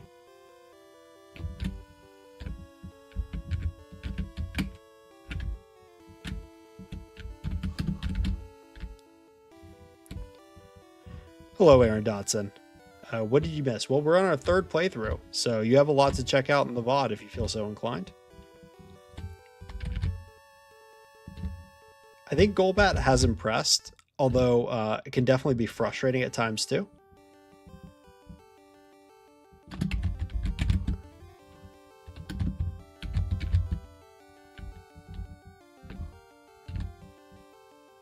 Could have skipped that heal. Had Mega Drain for the Rhyhorn. Sometimes I remember that, sometimes I don't.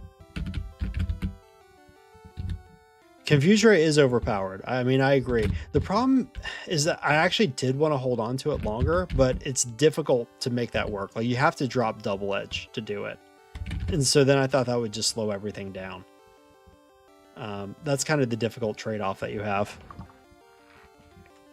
Because you need Mimic, realistically speaking. You need Mega Drain to get through the rock ground types. You need Wing Attack to hit the ghosts late in the game. Unless you want to get really, really risky,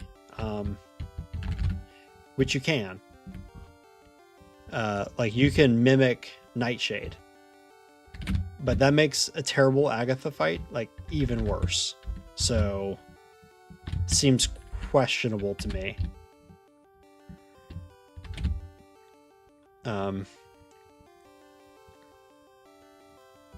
Yeah.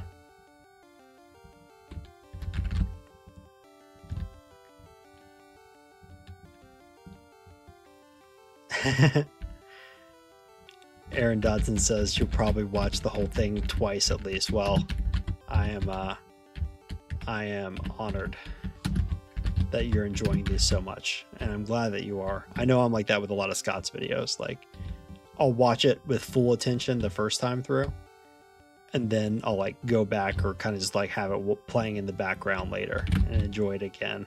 I'm glad you're enjoying these runs.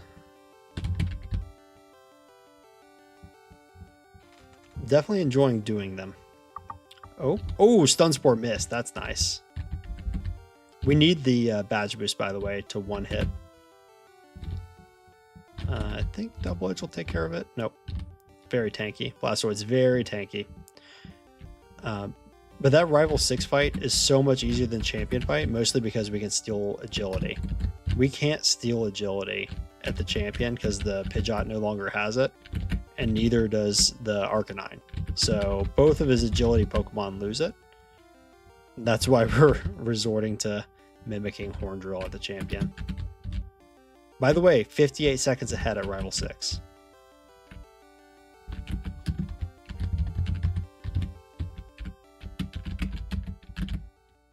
So despite our Slowpoke optional count being up to 4 unintentional Slowpokes, despite that, I think I've put together some decent play, and we're only at 2 resets, 1 blackout. So, I mean, for this phase in the game to be in the late game with only 2 resets, 1 blackout, I think that's excellent. We've gotten I think we've played well strategically. We've also kind of gotten the luck that we needed to not have too many resets. By the way, one of those 2 resets was just a really quick reset at Blaine with me like using a potion.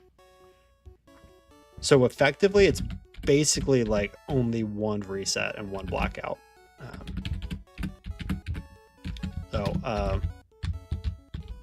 Quite good. Oof.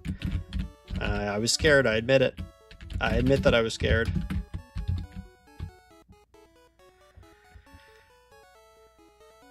Yeah, Slowpoke is the natural enemy, you know? It has high defenses, and it likes to use confusion, which is super effective against it. So I need... Whoa, that was weird. Did you guys see that? Like the disappearing sprite guy who was like right on me? That was so weird. Okay.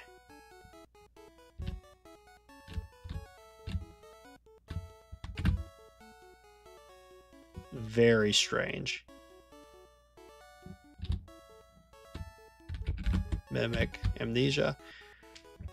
This is the part where we get to just thank our lucky stars that it's locked into Amnesia. We can go ahead and take some health back. Thank you. Don't mind if we take a little more health back. We have to save 2 though. So we'll wing attack here. We do have to 2-hit unfortunately, but that's okay. And then please don't freeze or crit us. Okay. Good Lapras. I was supposed to use my rare candy, by the way. But I'm pretty sure it's just as good to use now.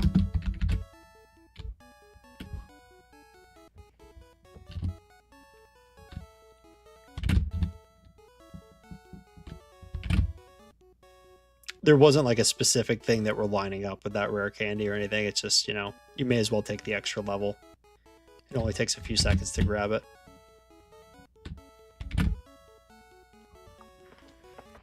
It's not like we had to level up into a specific Pokemon or anything like that. Okay. Elixir. I didn't pick up a PP up. So let's see how we go. Come on. Hypnosis. Hypnosis. Okay.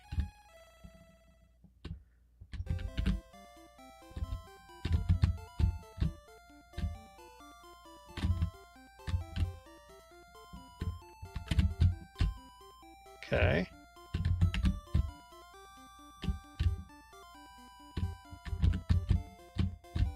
No. I wasn't sure if I should use it or not. Oh. Come on, Agatha.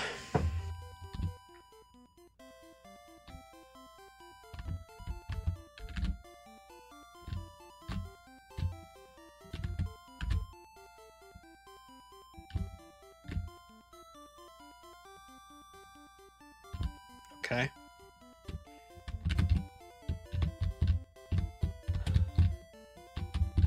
Sleep. My badge boosts were removed.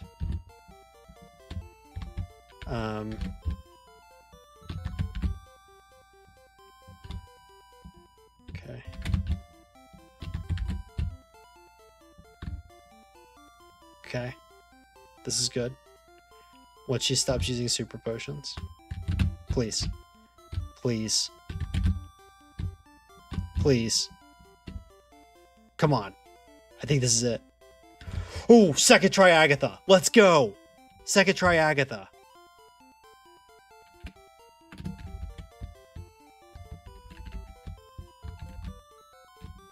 Come on. Let's do it. Let's do it.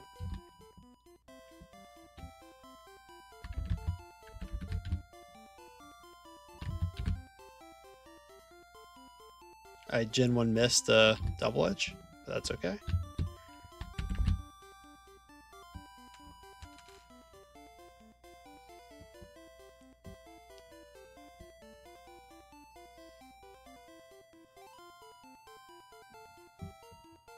Okay, that hyper potion's pretty annoying.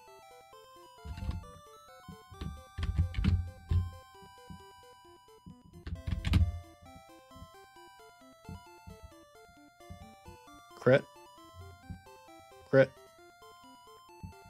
Ah. You really hope to get it the first time, because now...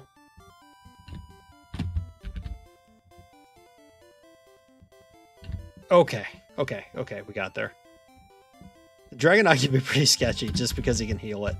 If you couldn't heal it, it would be quite simple. Okay.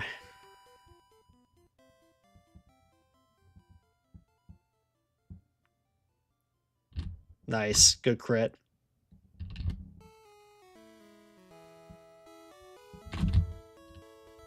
We've got 3 minutes to beat the champion. Come on. Got 3 minutes to do this. Hey, Andrew Faye. Yep, let's go. Come on, let's go. 3 minutes to beat the champ.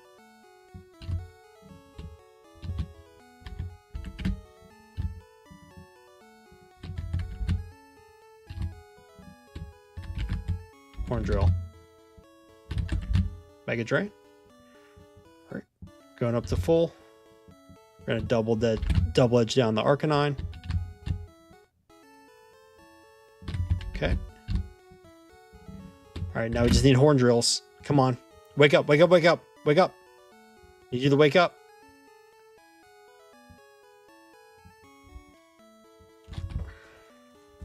Oh boy. All right, 1 minute down. We still got 2 minutes to do this. Come on. Come on, come on.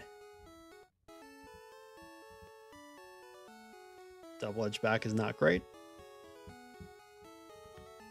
Need to get a reflect here probably from the Alakazam. Side beam? Nope.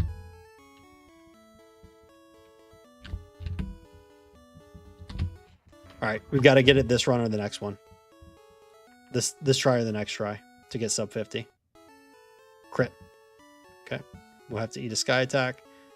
Hopefully we get a reflect here. Oh, or crit. Yep, that works too.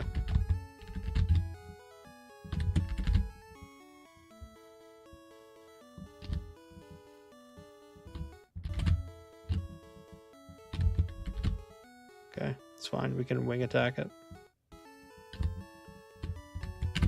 Come on. Come on. Come on. One time. One time. One time. One time.